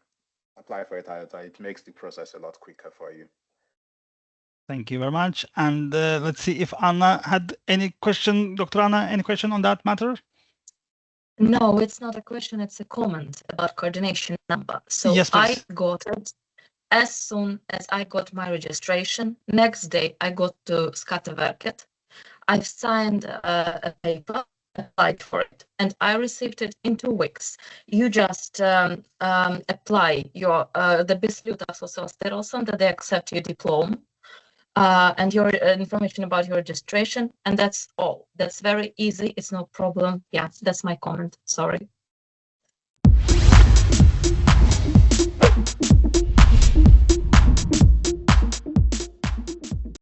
So any important steps to be careful about during the registration legitimation process? Specifically, could you clarify the coordination number mentioned on the Socialstyrelsen website? It says they will apply for us through the tax agency and later will be asked to attend in person for authorization. How does this work? And what's the difference between a coordination number and a personal number? I think to a large extent, doctors who are working in Sweden and know the difference between personal number and coordination number. It has to do with the taxes. So both personal number and coordination number refers to your tax number. But I'm not sure, Santa, do you have the same thing in Norway? Do you also have the difference? Do you also have? Yeah, we just have Personnummer and Nummer. So if you're working for 6 months contract, you will get Personnummer. If you're working less than 6 months, you get Nummer. And with that, you are set to go. You will get a bank account and everything else. So what you do is when you get an interview and when you do it really good, me, I just tell them I need at least 1 year contract. I tell them my demands. I tell them you give me 1 year contract, and they give me. That's it. Absolute. And because through that way you will get your Personnummer and you're in the system very fast. And coordination number, in which cases, I mean, personal number, usually you do get, in case you get your resident permit, right? That is one thing. And coordination number is more or less your temporary personal number, which I think students can get, for example. If you are a student, you get a coordination number, which means that you can still work.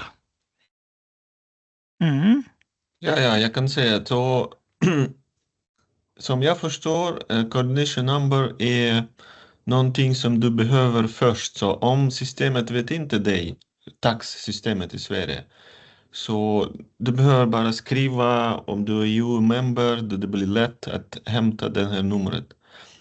Och arbetsgivare kan inte hyra det utan taxnummer. Och som första steg det blir coordination number. För allt. Till exempel när du skickar alla papper, när du börjar arbeta någonstans. Ja.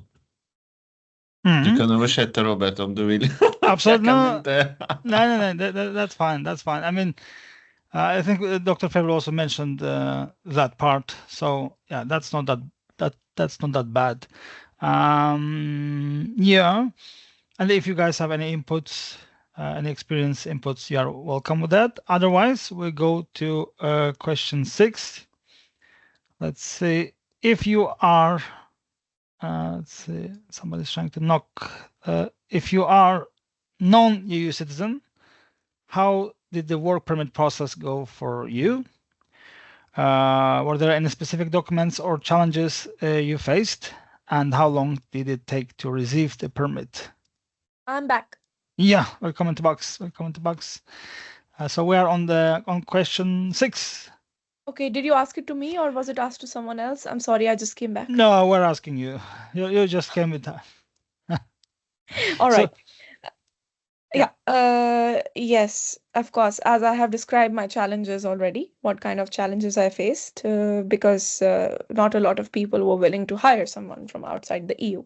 But of course, they do hire. And when you get that opportunity, it goes very smoothly from there. When I had applied for this work permit, not me, my employer had applied because that's what the rules are. Then I had to just wait. Like I was living in Poland, in Gdansk at the time this process was going on. And I already had a Polish residence permit at that time when I was a student. So for me to move within Europe, it was completely like not difficult at all. So there's like a couple of things you go through when you apply for this work permit. Okay. I really hope if you're non-EU citizens, like your countries have the Swedish consulates where you have to leave the fingerprints and everything. I really hope you guys have that because there are certain countries that don't have that. And sometimes you have to go to your neighboring country in order to do all this permit work. For example, for me, in order to supplement some documents they wanted, I had to go to Berlin one time. So I went, it was a 6-hour bus trip for me, so no problem. And then the second time I wanted to leave fingerprints and pick up a card. So for that I had to go to Stockholm. Again, not a problem. 30 minutes flight from Gdansk. And that's the reason I could like get this paperwork done pretty fast. And it took for me like 2 months for this work permit to come. But now they have launched new rules that they have to make a decision between 45 and 60 days. I think there's a new rule in Migrationsverket. So earlier it used to take 4 months, 5 months, 6 months. Some people waited 8 months, 9 months for a work permit. But now the situation is much, much more better. And you are expected to get your work permits much, much more faster. Within 2 months, you can have your work permit. Their rules have dictated these new terms. Thank you very much. Yeah, And it's the same as in Norway. 2 months you get your work permit. 2 months. And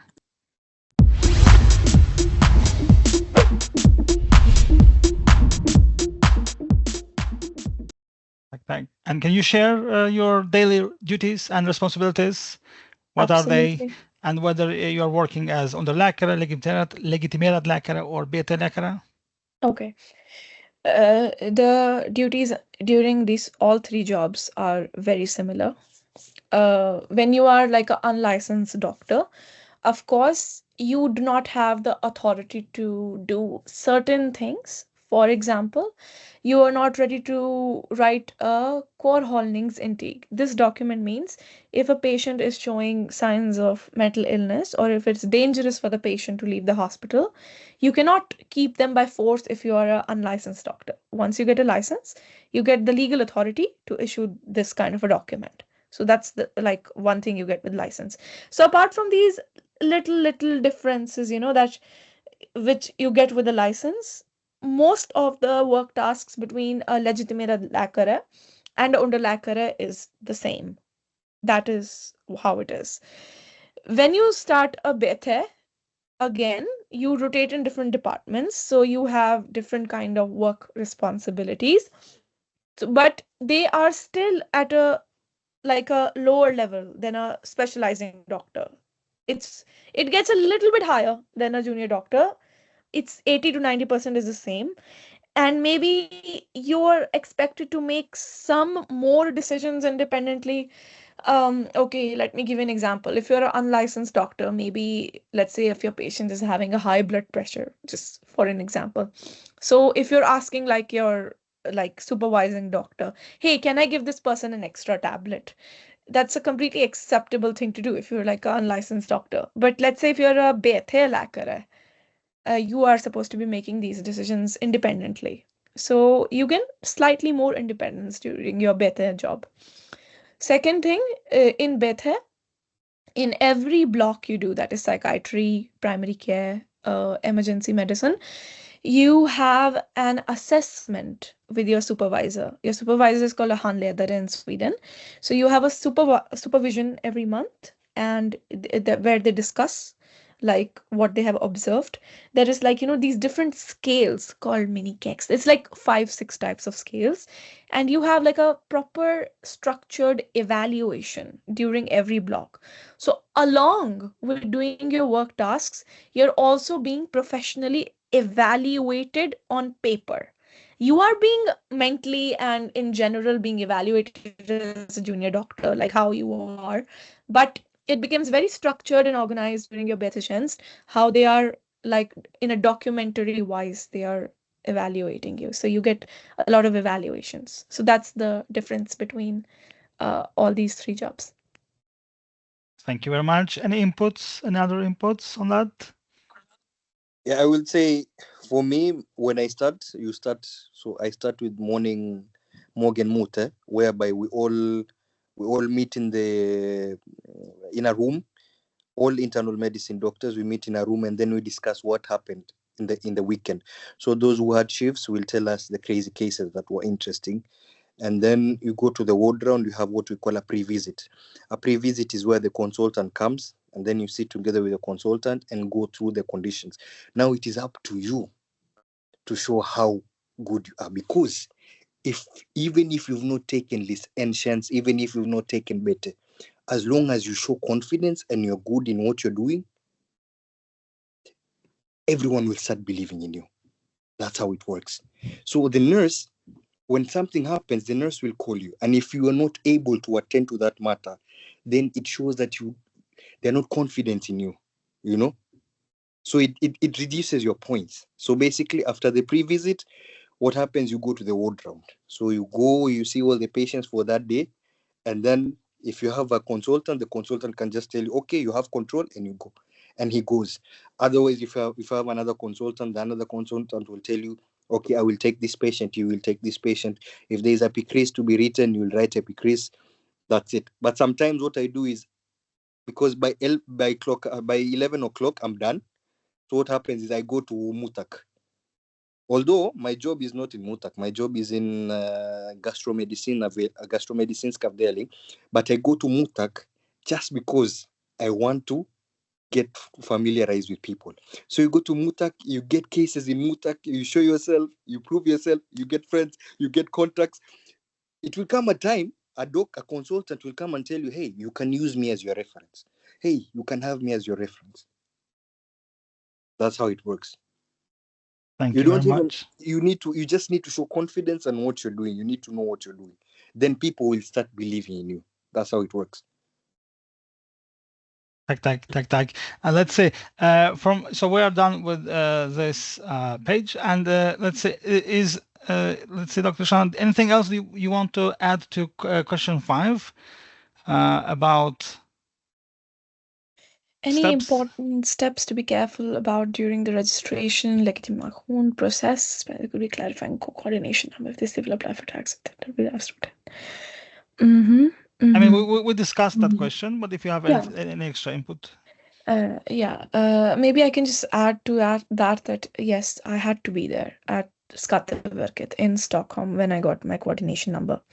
I was supposed to be there, and I was supposed to fill the form there myself, and my employer did not help me get a coordination number, and I was fully responsible for it.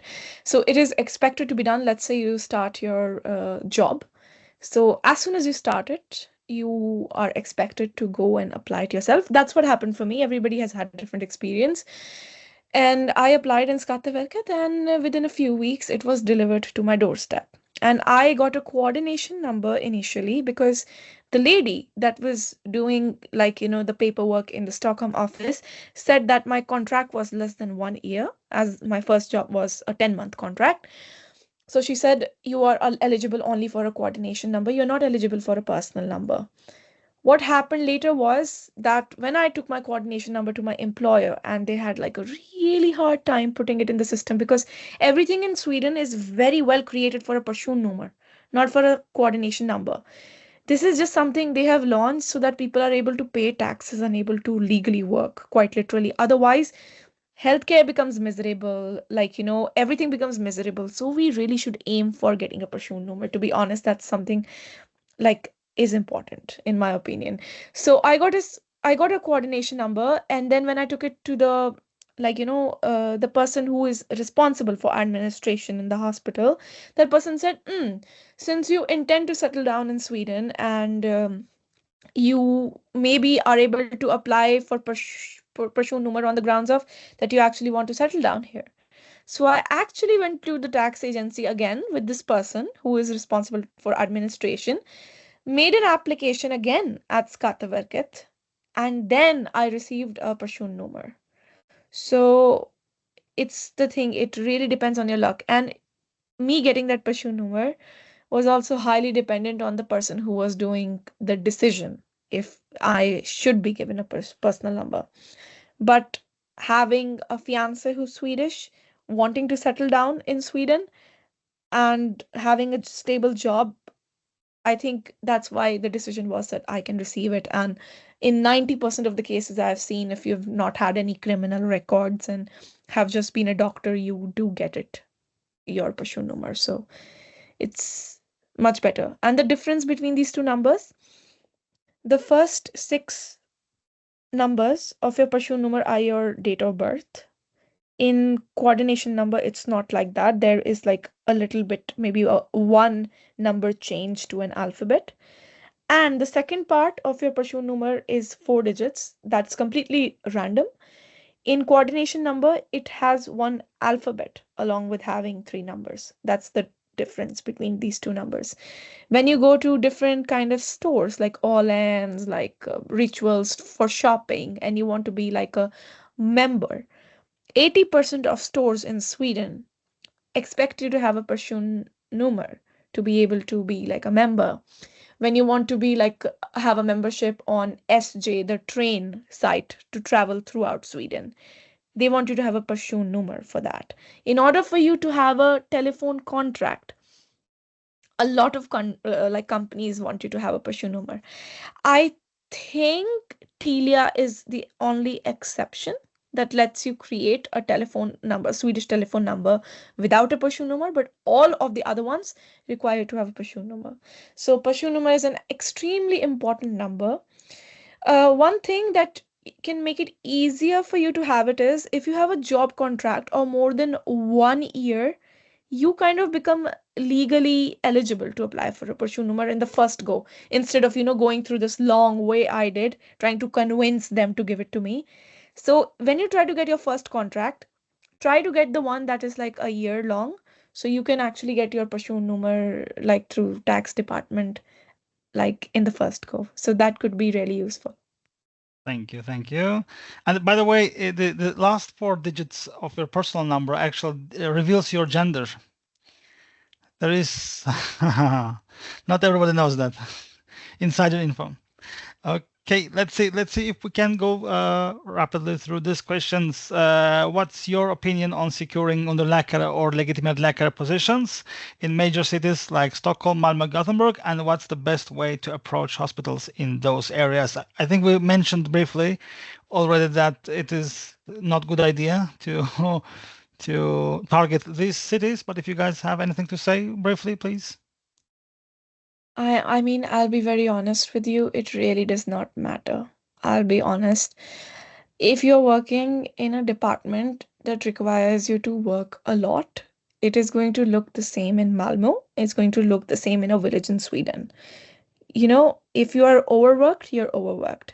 If you're in medicine and you are in a very small, like kind of a workplace, and things are not managed and they have a staff deficit, it's going to be hard. If you're in a big hospital, in a big department where everything exists, but they have a lack of staff, again, it becomes difficult. So it really boils down to what department you are in, what your tasks are, and how many people they have.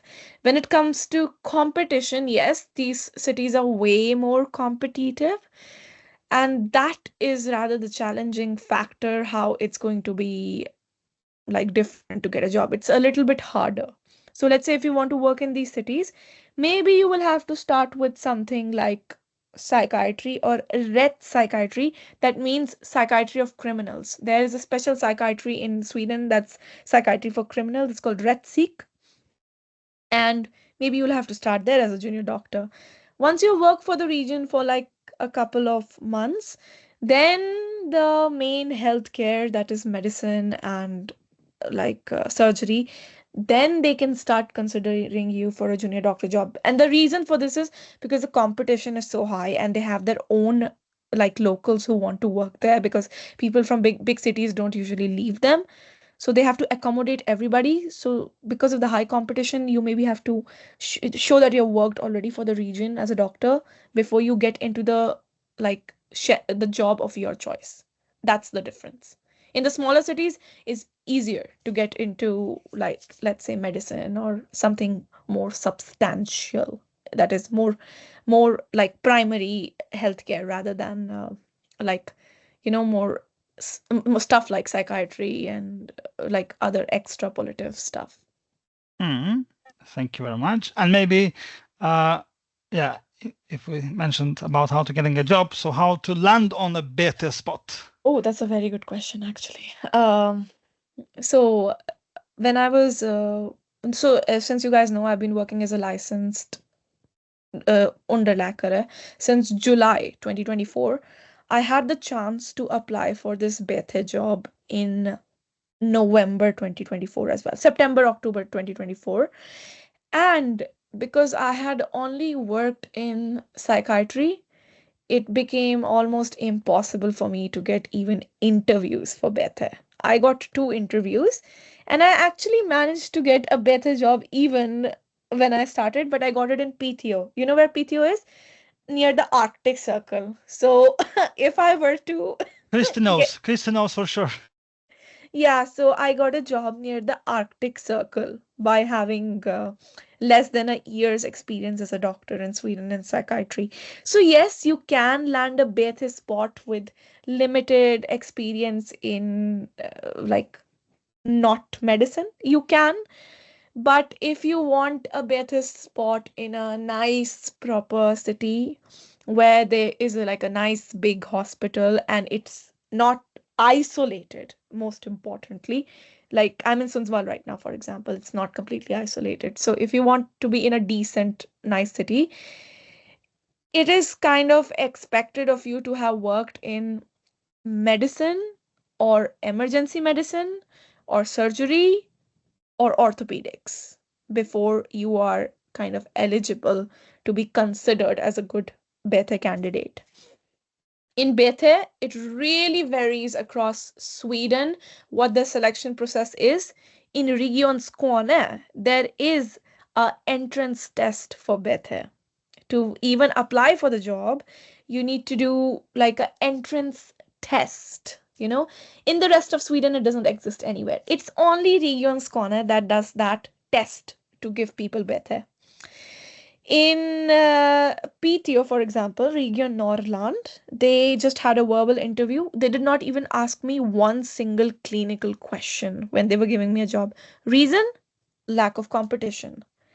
If you go to Stockholm, they will ask you clinical questions for your Bäthe interview.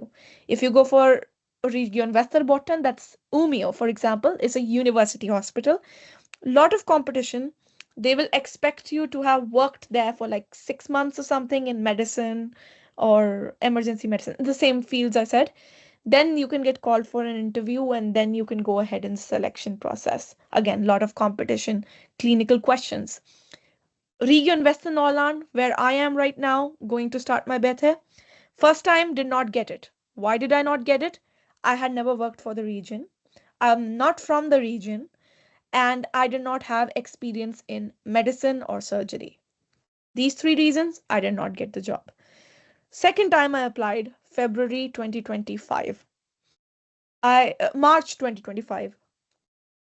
I had been working for 3 months in medicine, in cardiology, as a licensed doctor, working for the region, and having already moved here. So that's the reason I was called for an interview. I was asked clinical questions in an interview. Then there's a second part. It's called a Arbetsprov. That means that literally translates to work test, where you are given dummies and you have to demonstrate your medical knowledge.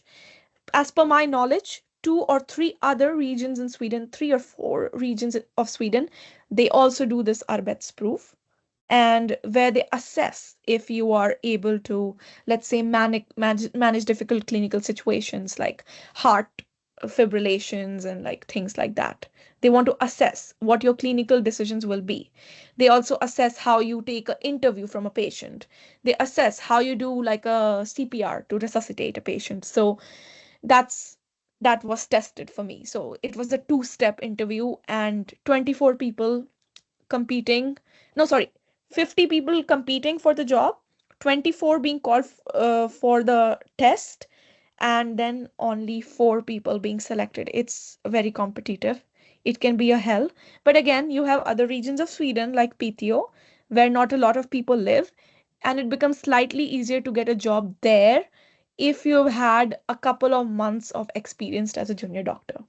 Then you have Region Stockholm, where you need to work for 2 years in different kinds of departments in order to even be considered for an interview for Bäthe job. Yeah. Changes where you are in Sweden. This changes everything. Thank you. Thank you very much. Thank you. And the question 11, documents and moving to Sweden after landing the job. Did we somehow, I don't know if we spoke about it.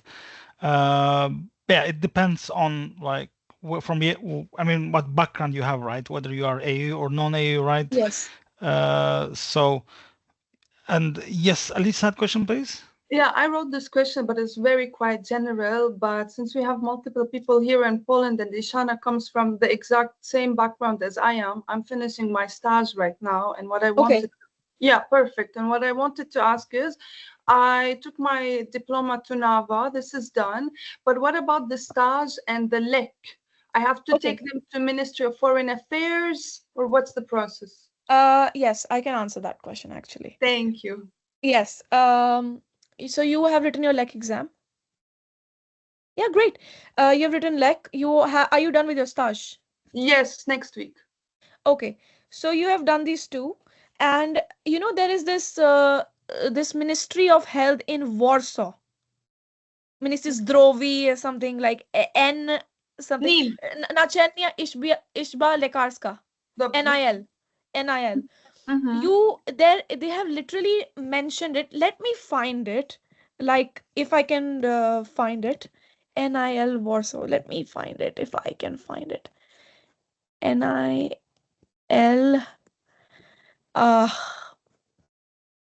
medical doctors. La la la la la. The thing is, on their website, there is a very, very clear instruction page what documents they expect you to give to them, and they have actually upgraded some like of the rules which can be sent electronically, which can be sent in person, in paper.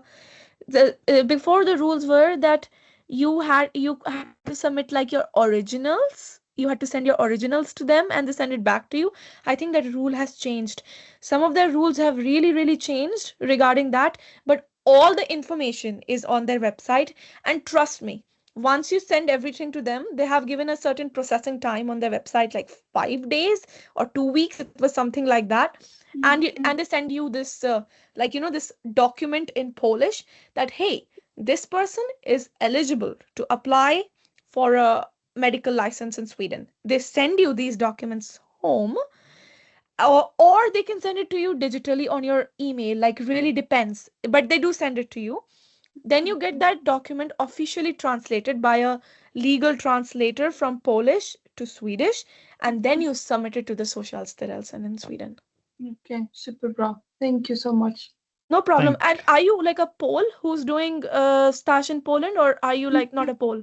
Not Polish, no. I'm okay, because then that changes things a little bit, because their STAZ is longer and they get a Polish medical license. We don't get a Polish medical license. We get the right to apply for a license in other EU countries. There's a little bit of a difference there. Very cool. Okay, yeah. Thanks. No problem. Thank you. And Alisa, I assume this is also your question. How long does it take to get the license after submitting everything to Socialstyrelsen? I think 4 weeks. Well, I think 4 weeks that they have in their disposition.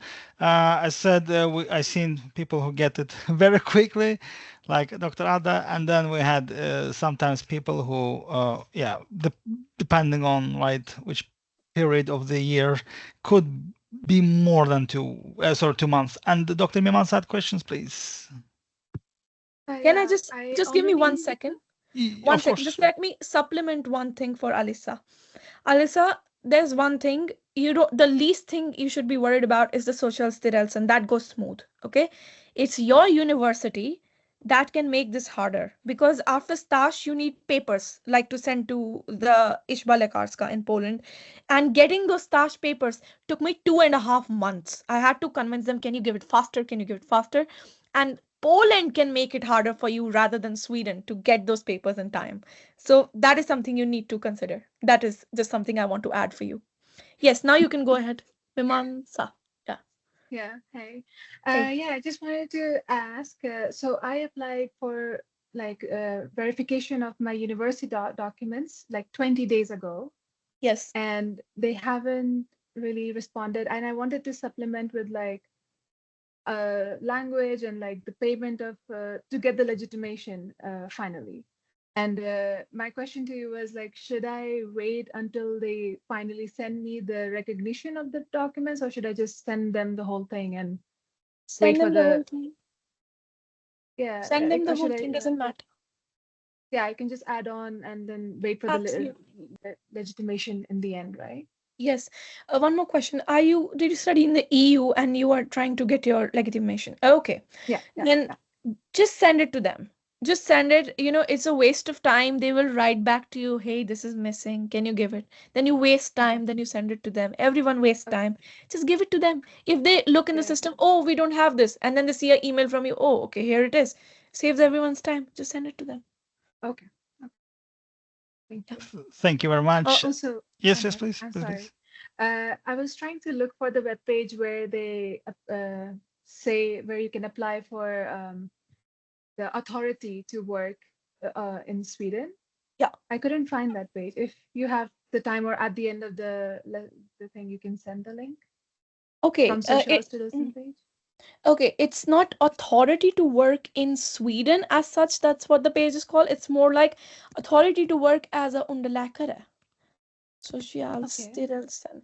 So, yeah, I can find that for you. Socialstyrelsen, behörighet att jobba som underläkare. Okay. Okej, vikariera som underläkare innan läkarlegitimation. Like to work as a junior doctor without the medical license. Is this a page you're looking for by any chance? Yeah, like wherever you guys applied for that authorization thing, like you said that you guys applied for authority to work in Sweden before you got your legitimation, right? Yes. Yeah, so that's what I was wondering. Where exactly did you see that information, and how did you apply for it? Okay. Yes, I know. I understood your question. I'm just like trying to find it myself on Socialstyrelsen. Okay. Läkare. Jag kan hjälpa. Ja. Oh, can you help with that? Ja, på svenska. Är det okej, Mimansa? Yeah. Så, särskilt förordnad. Det kallas särskilt förordnad. Men det gör arbetsgivare, inte du. Om de ska hämta dig som AT-läkare eller på praktisk tjänstgöring, de ska skicka papper till Socialstyrelsen för att du ska få särskilt förordnad för denna period. 1,5 år eller 22 månader eller 6 månader. Det är inte du som gör detta. I am not so sure about that because I remember doing everything myself. Okej. Så nej, jag gjorde inte detta. Alltså, det är arbetsgivare som gör detta. Hela papperunderskrivning och sånt. I am just sending you a link right now here in this conversation. Where to type in this chat. Wait, I'll just put in the link. Go on this page.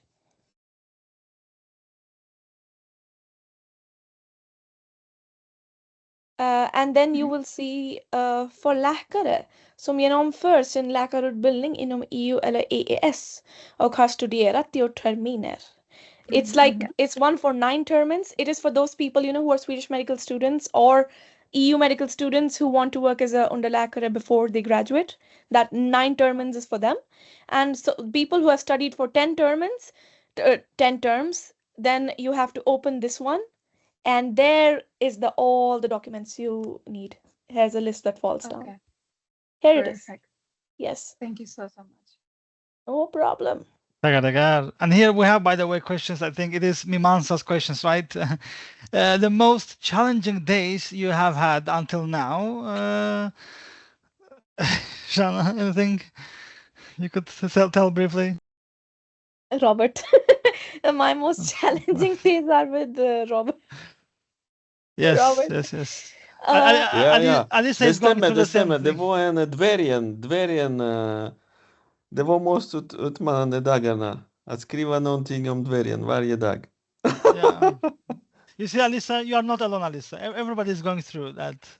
Bullying is part of the system, education system. They are still doing dvärgen. No, at that time Shana didn't have that book. No, no. I think Shana had Flickan med käppen. Yeah. I still haven't read it. I know that, Shana. I know that. You are not alone. Trust me. I'm just so happy I somehow avoided it. Deborah and her like crying all the time. It was I was tired of it.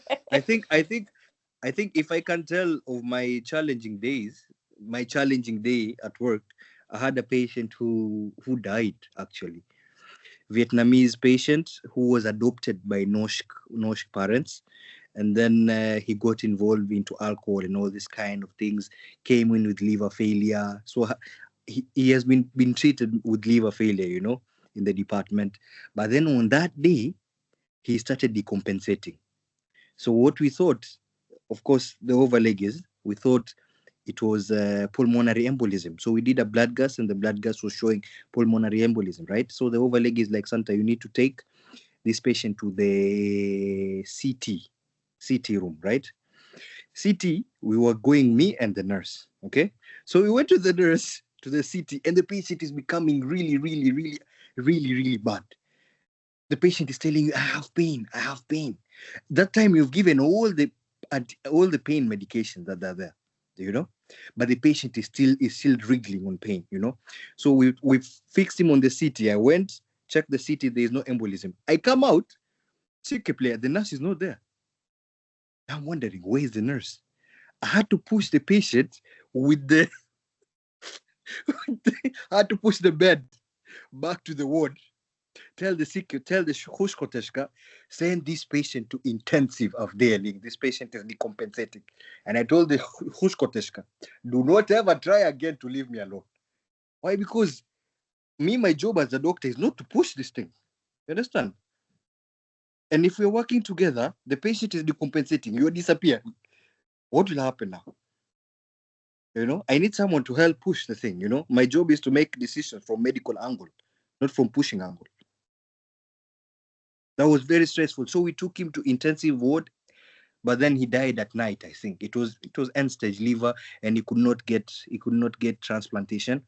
Why? Because here, if you are an alcoholic, you don't get a new liver. It doesn't work.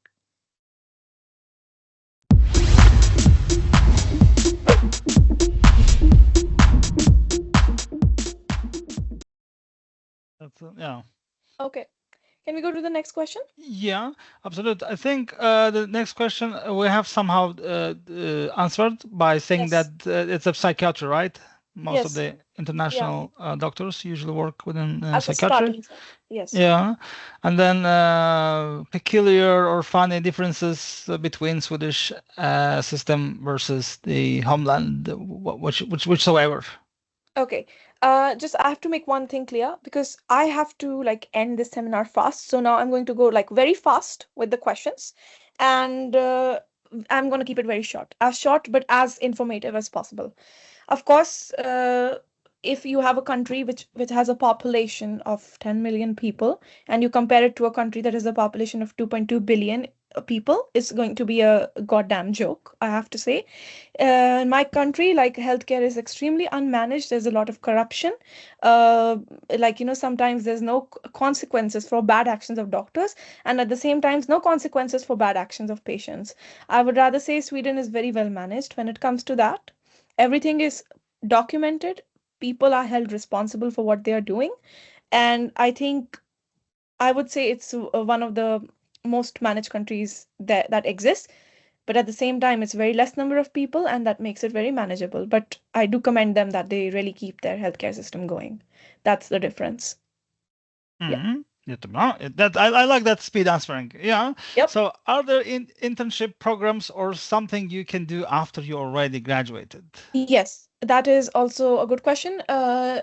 It's not something you're supposed to do, but of course, that my colleague who was having a difficulty finding a job, he wrote to different doctors. Like, he found the webpage of the hospital, found different names of doctors himself, wrote to them himself who he is, presented himself with a nice personal letter, and said that he wants to come and do a job that is called bread with gong. So it's a job you don't get paid for. Okay, it's just something you assist in a hospital, you learn how the system works, you show who you are as a person, and it's just something that can like make it easy for you to maybe get like a junior doctor Underläkare job. Sometimes you get the Underläkare job without doing this brevet gong like I did. So it really depends, but it's not compulsory, but it does exist. If you're lucky, you get this kind of internship as well. Thank you very much. Yes. Yeah. Do you recommend going to Sweden before applying for jobs, like to sort out bank accounts, etc.? I recommend going to Sweden to see how the country is, to decide if you really want to live there. And I really think you should go to a city where you have some form of a social network, or you go to a bigger, more established city, because Swedish people are very introverted people and it becomes very difficult to penetrate their social circle. So be very mindful why you're going, what's your purpose of going. If your purpose is enjoying nature, work-life balance, and having some form of connection with friends, with people, or you're going to a bigger city which has a large international crowd, go for it. But be very mindful why you're going. And to sort out these bank accounts and everything, no, you don't need to go there before. No. If you need to go there, it's because maybe you need to go there to leave fingerprints or get your card or your number or something like that. If you're asked by authorities to go there for something, that's a different thing. But to sort out your bank accounts and everything, that can be done once you moved here. It's not a problem at all. No problem. It's completely okay. Yeah. What happened? Has Robert frozen or have I frozen? I don't know.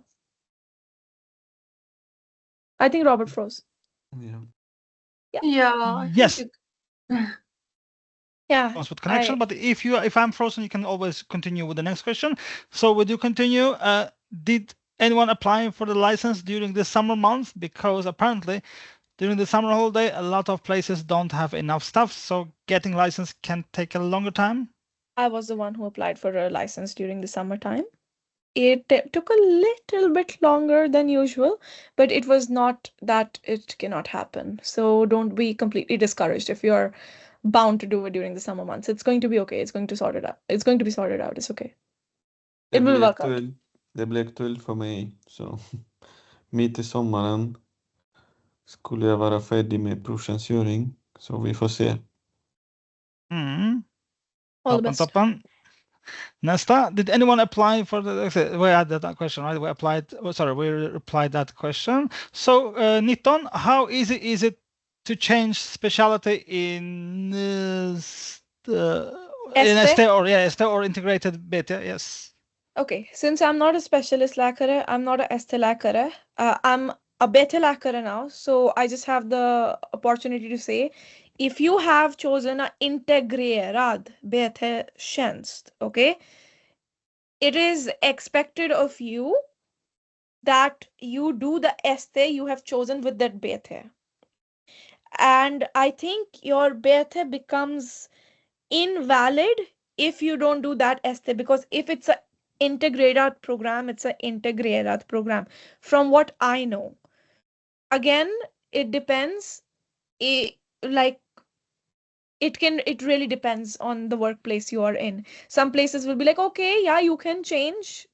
Not cool of you to take an ST spot regardless from someone else, but they will let you change. Some places are like, okay, we will not recognize this Bäthe you have done, and otherwise you have supposed to do the ST you chose. Best idea always is to do this Bäthe, the not integrated Bäthe, if you're unsure of what specialization you want to do. So it's better to go for the isolated Bäthe job that, for example, I'm doing. Yes. What is the overtime process? Is it allowed? How much money? How is it decided? Okay, every region has kind of the same rules for this. After your normal working hours, evening to next morning working days, 1.5 times the pay. Weekend, double pay. That is how overtime works in Sweden. Holidays, double pay. Yeah, that is how overtime works. Depends on the job you have. I have a junior doctor job where they are not putting me for weekends or holidays as of now. But when I used to work in psychiatry, it is just how it is that junior doctor jobs have a lot of weekend shifts and night shifts. So I was given like the financial compensation for it. It's a job that decides. And once you start your Bäthe and ST subsequently, then you have night job and weekend job, and you received 1.5 or double payment for it. Yeah. And is it allowed to work outside in a clinic or other part-time job? I I assume have not tried to do that, so I Yeah. am not eligible to apply. Yeah, it's answer this allowed. question. It's allowed. But the problem is you'll just be paying so much scam. Okay, yeah, that's true. That's true. Yeah. Yeah, But it's absolutely. allowed. Yeah. And how often are you left alone at the ward and the responsibility you have? Yeah, this is also a very subjective question. Like as of now, I've developed a great trust with the senior doctors I work with. So they have felt comfortable enough to leave me with the patients alone during the afternoons. So let's say after the lunch and between the rounds for those 2 to 3 hours, if I have some like they just disappear and like they do their administration and everything they need to do, and I am there in the department, and the nurses can consult me if any like changes or decisions or anything needs to be made.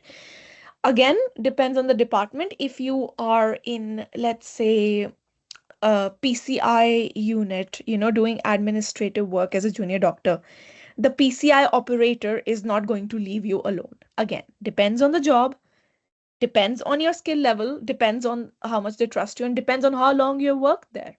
Many factors decide that. Yeah. Take it Next again. question. And Yeah. let's see. Are night shift mandatory or elective? Let's see. I'm not sure if it's. Yeah, I think that's a different questions, right? So night shift mandatory or elective. So you can choose night shifts or not night shifts. Let's say. Yeah, my night shifts are depending on again the department you're in. If I choose to do it in the current department I'm in, I can do it. If I don't want to do it, I don't do it as a legitimerad Underläkare. I don't have to. I was in psychiatry, I was supposed to do it. When I will start my Bäthe, it will become absolutely compulsory. Depends Yeah. on the job. I think that was questions from Ahmed, right? And let's see, for people from outside EU, are we forced to stay 2 years in the same job in terms of visa application, or is it that just a rumor? See, I am half eligible and half ineligible to answer this question because I got married during my first job in Sweden. And when I married, the first thing I did was change like my application type to unknitting to someone personal. So to my husband. My husband is Swedish. I changed my application time. I'm still waiting for a permit. It takes 18 months to wait, and I'm stuck in Sweden, landlocked in the country. But I can work for whoever I want now. I am not limited to an employer. So I become half ineligible to answer this question. But when I was working on a work permit, when I had come to the country with that work permit, as of what I know, the rules are that you get a work permit for a max 2 years. It can range anything. I got a 10-month work permit. People can get it up to 2 years. Yeah, if you want to keep working on the same work permit, you need to be work for the same employer with the same job title. Yeah, you have to do that. If you want to change your job, you can change your job. Of course, you can change your job. Nobody can force you to work for the same employer, but then you need to find a new employer who is willing to go through the work permit process for you again, so your old work permit gets scrapped off and you start the process for a new work permit. That's the difference. And I think Dr. Maxim had also some input on that. Ja, det är rätt. Det är helt rätt i Shana. Så jag är från utanför EU, så det är regler inom Migrationsverket att första uppehållstillstånd kan de bevilja bara för max 2 år, inte mer. Inte för hela ST till exempel. Så först 2 år de ska bevilja. Så och sen läkare kommer till Sverige och tänker, nej, det är inte mitt grej, jag ska flytta till en annan specialitet. Och det är läkare som måste hitta annat jobb och jag vet inte, sjukhuset som vill acceptera detta och börja igen applikation för behålltillstånd. Det är rätt. Tack. And then I think it's from Dr. Haya, right? Have you applied for license without having coordination number, personal number? Because it states on the website they will help you get one. I got my Personnummer in February 2024, like almost immediately after I had my coordination number.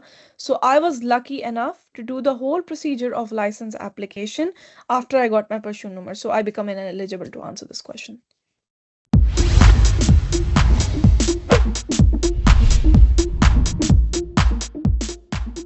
I just have one question. Yes. Do I need to complete the internship here in Poland as I'm graduating on 2027 before going to Sweden?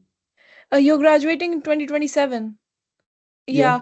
See, if you're graduating in 2027, Socialstyrelsen is releasing these rules that they are trying to take away as many auto spots as possible. So since they are doing that and it will barely be anything left of auto, I recommend you take your license from Poland and then move to Sweden, because then the Bäthe spots will increase heavily in 2027. So take your license before you leave Poland. Do that. Okay. Okay. Yeah. Thank you. But then, Oh, but then okay. now people will be competing for Bäthe with other people who studied in Sweden, excellent? Yes, that will happen from 2027. Okay. Yeah. Okay. So, Tack så mycket. Tack så mycket. Tack för idag. Vi ses. Vi ses Hej då nästa gång. allihopa. Hej då.